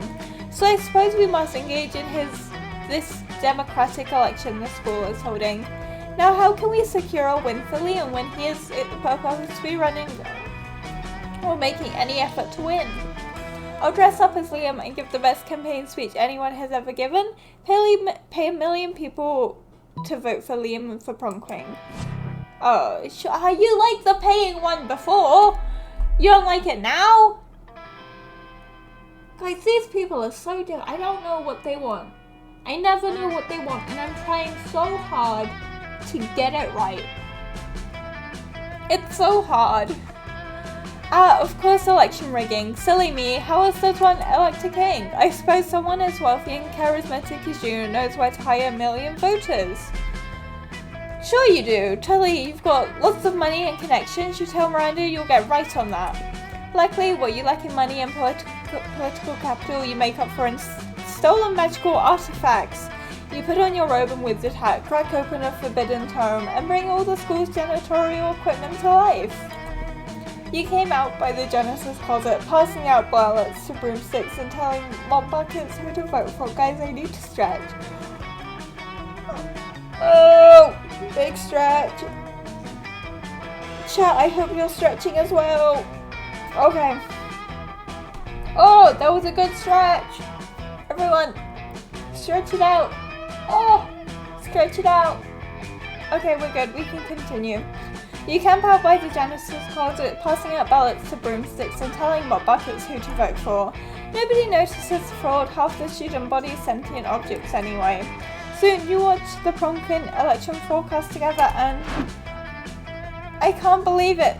6,000 votes for me and 994 votes for a bottle of lemon-scented toilet bowl cleaner. I'd be impressed at the avant-garde taste of the student body if I wasn't so comprehensively humiliated. Nice going. Now you've got to find a tuxedo that fits a bottle of lemon-scented toilet bowl cleaner. You lose -2 charm and -1 creativity. Oh, I'm sorry. Oh my goodness. Okay, where is he? Up here? No? Yes. As you approach your chosen table, you see Liam carefully framing his artfully arranged deli dessert for a transcendent food pick when FOODPIC write those picks to victory. I did a pretty good cheer. Well, what does that even mean? When I say food, you say pick. Food, pick. No. Food, stop. 2, 4, picks, 8. Food do we appreciate? Food picks, go! Cease this incessant chanting this instant. What? But I'm trying to help you take the best food pick. You've been trying to take this food pick for like 20 minutes now. You gotta snap a pic so you can eat your tasty food. I don't eat, Scott. I only order this food so I can take pictures of it. And you're not helping. Bro. I know, my cheerleading just isn't good enough. What I need is a cheer partner to take me to the next level. No, what you need is a swift kick in the...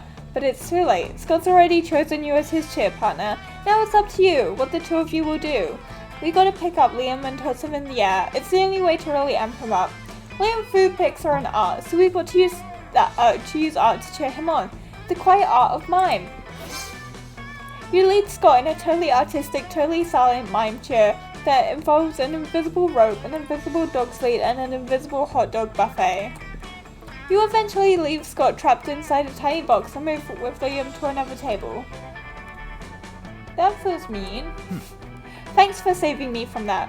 True food photography, or as I call it, la photographie des elements, cannot be rushed. Ah yes, butchering the French language. It is one of my specialties. Are you sure he's okay over there in that box? He's just going through all his head cycles there. You're pretty sure he's fine. You let him out at the end of lunch and he licks your face. But most importantly, Liam tags you in his triumphant food pic. Is this for real? Oh hell yeah. Okay. Let's go to the bathroom. That day you skip class and you just hang out in the bathroom because you respect no authority. But you don't stop there. You want the world to know how reckless you are for the rest of eternity. So you do some graffiti on the wall. No way, the graffiti says, I'm bold as fuck. And you know what? It turns out the wall is a magical wall that grants wishes. What a wall! A deep voice resounds from within the walls and says, well, not bold as fuck, but maybe a bit bold. And then you gain +2 boldness. Oh boy, that's an opinionated wall. Anyway, lucky you. There's a great commotion in the bathroom, as there usually is in the school's coolest hangout. You see Miranda, Liam, and Scott all crowded around the mirror. What are they doing? What are you guys doing? Oh, right there. You see that spot right there? Don't poke me, Scott, and no, I don't see. That's the whole point, vampire, remember? No reflection. How horrid it must be to not gaze upon real reflection for hours and hours each day. I have servants whose job it is to hold up mirrors for me, and then a second set of servants who hold up their arms so they don't get tired. Oh, good point, Liam. Maybe you need servants. I could be your servant for the day. I could hold your mirror real good. It doesn't matter who would be holding the mirror. I won't have a reflection. All I want to do is see the spot where I'm considering putting a double helix triple gauge real faux chimera scale cheek piercing. Oh, that was a long name for a piercing, buddy. With a name that long, I don't think you should get it. It needs to be at least ½ centimeter left and 3 centimeters down from where anyone else would pierce their cheeks. You don't need a mirror for that. I can just pierce it for you right now. You trust me, right? Right? I don't know that I would, Liam. Anyway, there must be some way to inspect the potential spot even sans reflection. Surgically remove Liam's face so he can see it for himself. Use found materials to create a perfect replica of Liam. We'll make a replica. I don't think he'd like having his face removed. Well, I do love avant-garde art. And I just love arts and crafts in general. Daddy still has my peasant skull mosaic from 3rd grade on his fridge. Miranda, I worry about your home life, honey. I really do. Let's do it. Go team art. Scott rips a metal bar off of the wall and begins to bend it into a vaguely humanoid form. Miranda inserts an absurd amount of gold into the tampon machine and uses her supply to get to work replicating Liam's outfit. Before too long, you have recreated a remarkable likeness out of toilet paper, pads, paper towels, metal, and soap. It is a very good-looking figure, I must admit. So, the piercing would be right about here or here or here? No piercing. Best not to mess with perfection. But it is good to see my own form nonetheless, and you made yourselves pretty useful. Love you too, little buddy. Aww, friends. You gain +2 charm and +1 creativity, and could probably open a sculptural business with Miranda and Scott. Week 5 morning. Okay, guys. Okay, we're getting real close to the end now. I wonder if he'll go to prom with us, or if he's gonna like leave us. I don't know.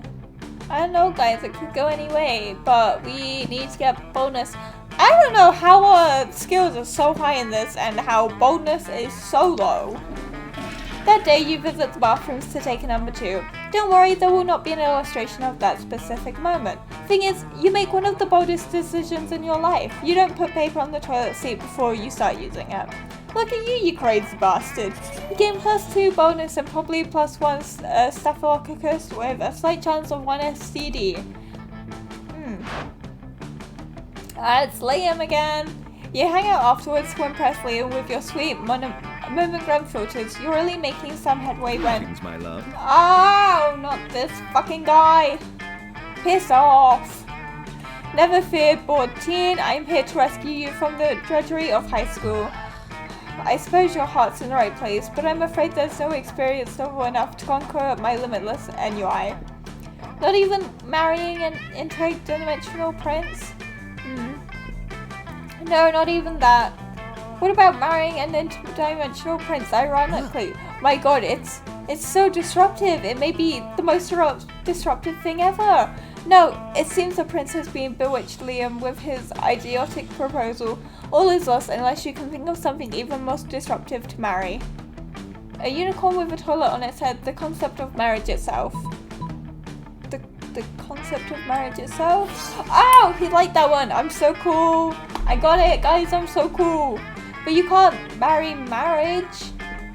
Maybe you can't, but that's only because you do not possess the soul of a poet. Don't you see the brilliance of this scheme? No. Marriage is monogamous. If I marry marriage, then no one else can marry. It's the most disruptive marriage of all marriages. So long, posers. Oh, I'm off to deflower a precious social construct.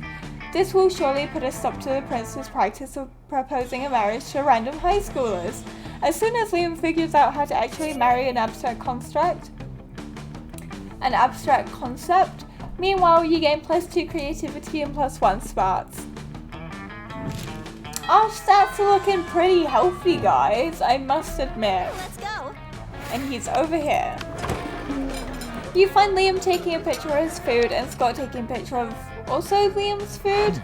Ha, yes, Scott, step away. My artistic plating is too magnificent to ignore. Artistic what? I'm playing Pokemon's Go, the mobile version of the hit Pocket Humans video game. What do Pocket Mans have to do with my food pic?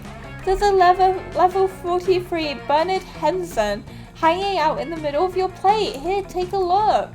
Scott, why does your phone show a tiny human doing pottery on top of my eggplant ravioli? I play Pocket Mans. You mean you don't know Bernard Henson? He used to be a chartered accountant, but now he's decided to pursue his dream of being a world-famous potter. That major life change has made him super rare. Pocket humans almost never follows their dreams. Aww. Well, I don't care how rare he is. His presence is spoiling my pristine food pic. Spoiling it, but Pocket humans are way cooler than a boring old food pic. You take that back. Oh, Scott, you made him angry. Uh-oh, tempers are running a little high. Looks like it's up to you to settle this dispute. Scott, look over there. There's a Stuart Hogarth on top of that pile of mashed potatoes. Stuart Hogarth, the strongest accountant-type Pokemon in the game? What does it even mean to be a strong accountant? Is he, like, really good at math? No, he's just super buff, the buffest accountant. I've gotta have him. Scott bounds across the cafeteria and practically dives into a Gary Gremlin's mashed potatoes looking for a Pokemon to capture. Oh gosh, we're struggling. Do you think he actually knows how to play Pokemon's Go, or do you think he just likes diving into people's food? The two of you debate the question while you help Liam line up the perfect food pic. Later, he lines up some very hot pics of you. He does what? What? Liam? Sure? Okay. Let's go! I guess we could get some fun. Our charm is pretty high. Yeah, let's go get some fun. That day during recess, you saw a half-hour rave that goes full crazy. You're talking to one, the small magical Latino cat, when he tells you that you won't ever be as fun as Bob the Scary Clown. He's wrong. Because I'm a jester. We are the scariest type of clowns there is. You accept the challenge, you go straight to Bob, stab him several times, open his bleeding chest and eat some of his guts in order to consume his fear. Fun. Not his fear. I believe we consume fear in a different way. Do you think that this works? Well, it is. You gain +2 fun from poor Bob. Liam doesn't participate in the rave, he's busy sunning himself. In the shade, inside a coffin, he calls it sunning himself because he thinks it's ironic. Without warning, the Slayer sprints across the yard, throws the cover off Liam's coffin, and starts taking pictures with her phone.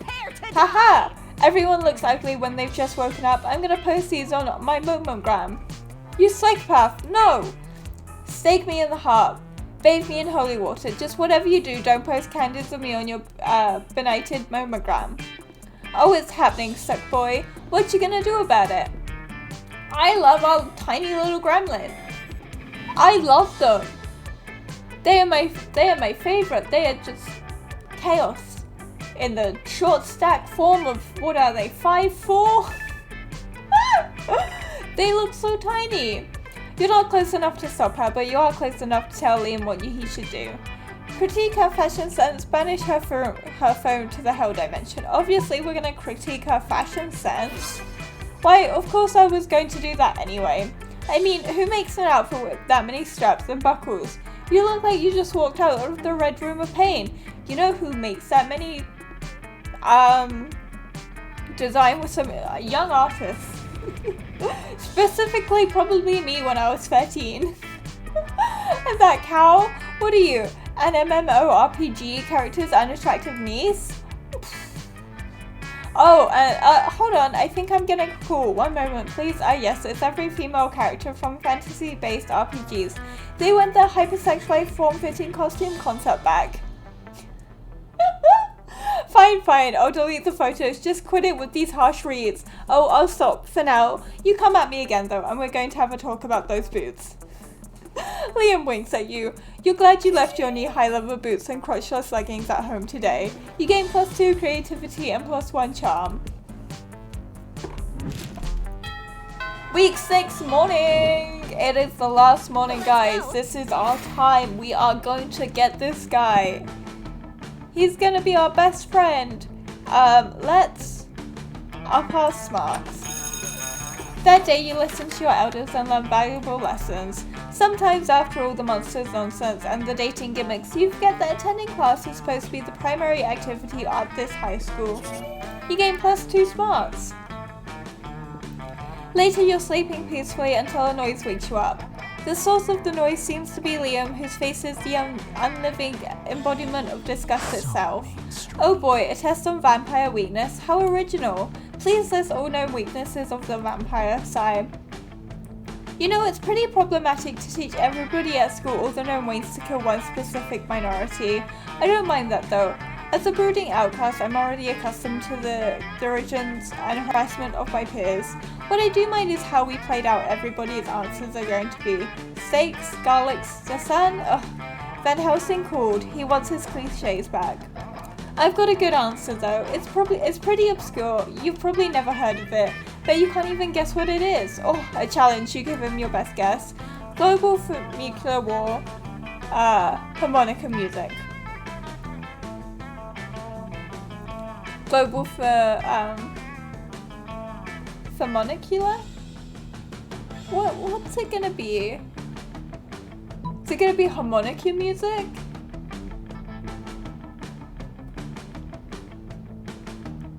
Maybe war.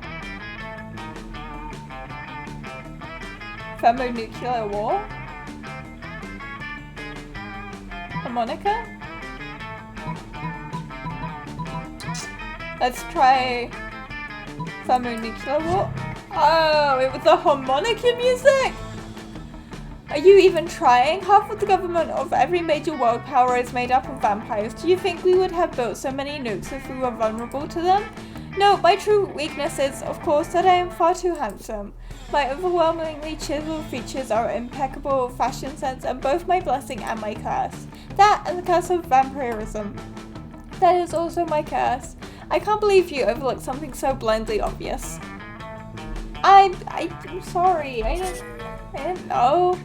What, you can't tell when a vampire is fishing for a compliment? Oh my goodness, a yawn. Looks like your secret weakness is social skills. You lose -2 charm and -1 smarts. He's right. My secret weakness is social skills. This is why I am a VTuber on the internet. This way I really don't have to talk to that many people. Okay, let's go have lunch with him. Where is he? Where is he? There he is. You take your seat beside arguably the two coolest monsters in all of Spooky High. Here's hoping you can keep up with them. Vera, are you eating manticore steak again? Yes, and it's delicious. Don't you know the amount of cruelty involved in the mainstream meat production industry? Yes, and it's delicious. Besides, Liam, you're a vampire. Don't you only consume things that are dead?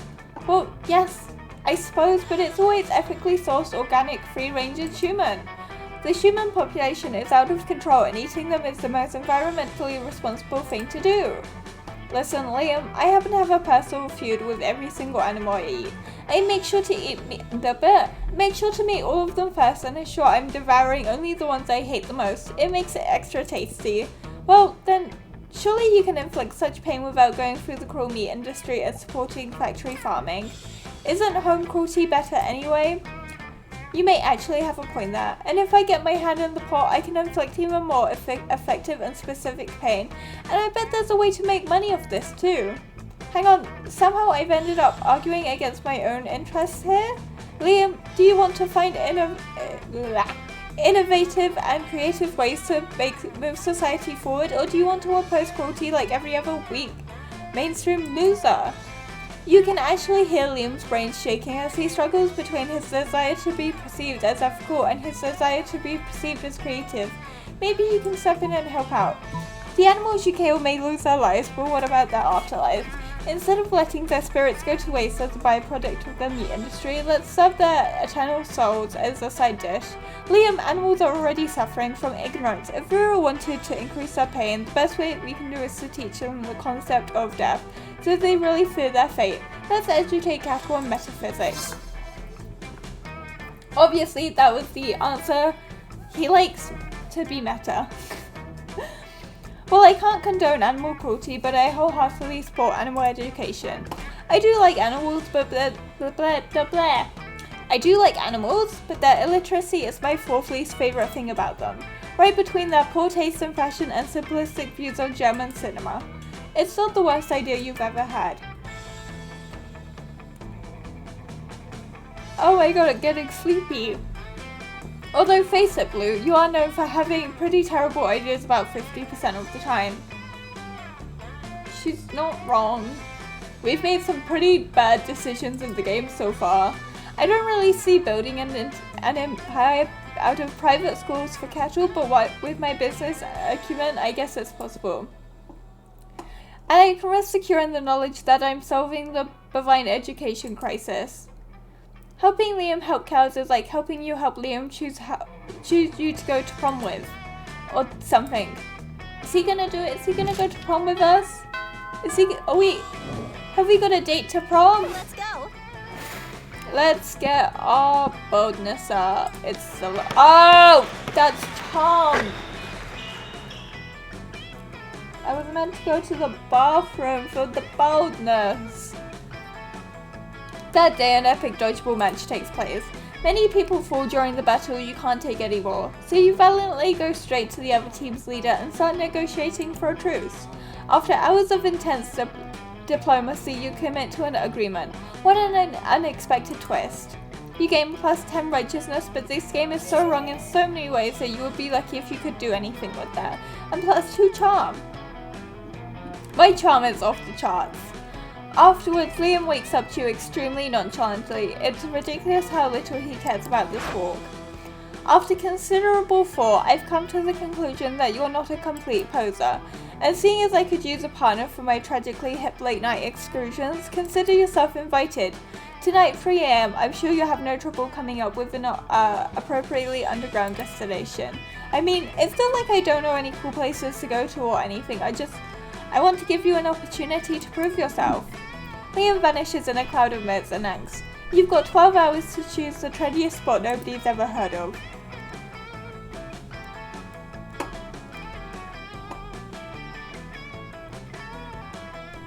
I don't think he'd be able to go to the Earth's core because it would be like really bright. So this one? Oh, we got it! Okay. You meet Liam in front of Asterix at precisely 3:18 AM. Being on time is for posers.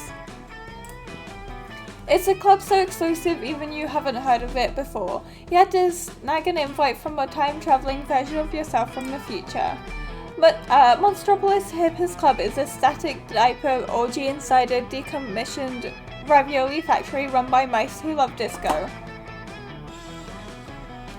So what? Liam takes one look at the magnificent entryway made of stolen whale carcasses and the concept of entropy, and his jaw drops. Asterisk? I thought it was a myth. I've heard rumors that they've got everything here. Used cribs, police brutality, the entire frozen food aisle from a discount supermarket. My god, and they've even got a downstairs sub-dungeon where you can relax in the Schumann jacuzzi. I mean, this is pretty cool, I guess. In case you're wondering, a Schumann jacuzzi is when you sit in a circle while a bunch of naked people spit hot water at you.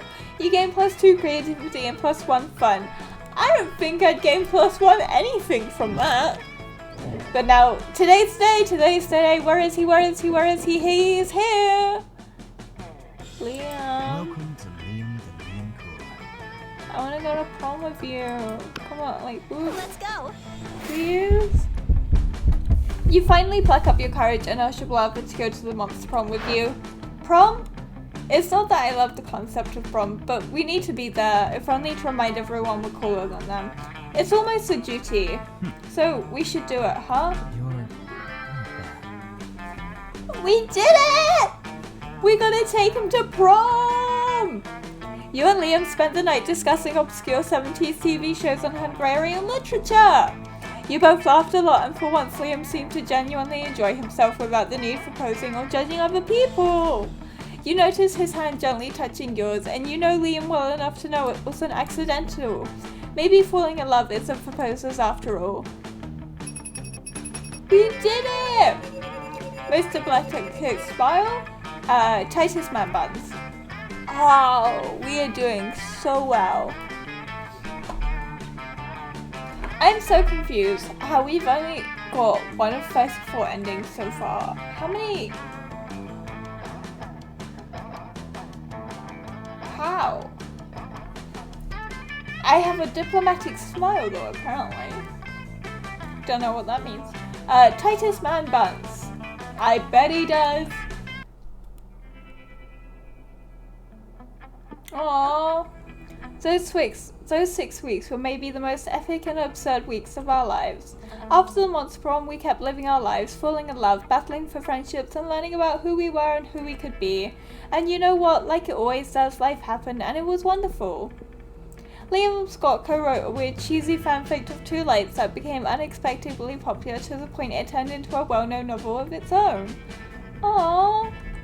They're so smart. Half the characters are shirtless for all the right reasons. Miranda started a non-profit to help countries without monarch, because all countries should have the right to be graciously ruled by the Mare Kingdom. Vera built the Oberlin Empire into endless greatness. They own a shameless number of companies. It's known that they're also into sketchy businesses, but no one does anything about it. I mean, who the hell would try to stop Vera Oberlin? For those 6 weeks, the month's prom seemed larger than life, and then it was gone just like that.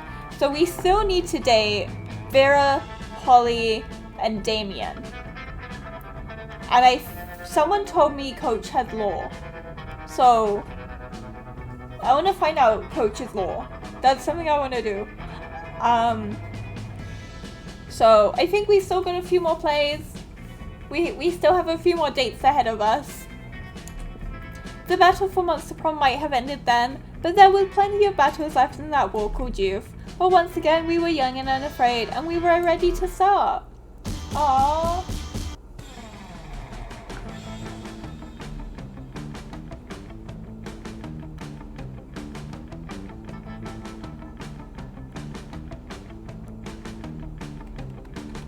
Anyway, guys, we're gonna be ending it there today.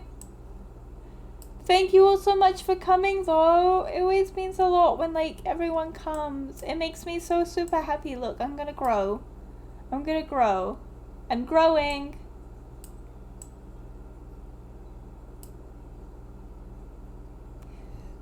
I grew and it looked so silly. Hang on. Okay, wait. Hang on. I come here? Hi. Hi. Wait, I'm shrinking. Oh, hi guys. Wait, I lost my head. Hang on. I wanna... Hi guys. Bye guys. Okay, I'm sorry. I'll be serious. Let's find someone to raid.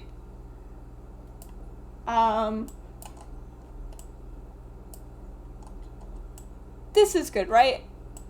Yeah, that's good. Okay. Anyway, let's find someone to raid. I've had a great time today. Thank you all for coming. As I said, we still have a few more dates to go on. I think that's gonna take a little while to get to, but we'll keep trying our best. Hopefully Vera will want to date us one day. I don't know if she will, but we'll keep trying. But thank you all so much for coming. We do still have past broadcasts on YouTube. I'm trying my best to keep everything up, keep everything going. Some of them do get a little edited in case we have scuffies, but that's all. We do have a TikTok for funny hee clips. Everything is linked to my Twitch page. I'm trying to get better at promoting things. I'm sorry, guys. But thank you all so much for coming. I believe we are going to go. Let's Gamagachi. We're gonna raid them. They're playing Minecraft currently, and I believe they are on a partner push. So let's go help them out. Thank you guys so much for coming. I hope everyone has a great day. It was so nice to see you all again today. We'll be back with Bear and Breakfast on Wednesday as well. Bye.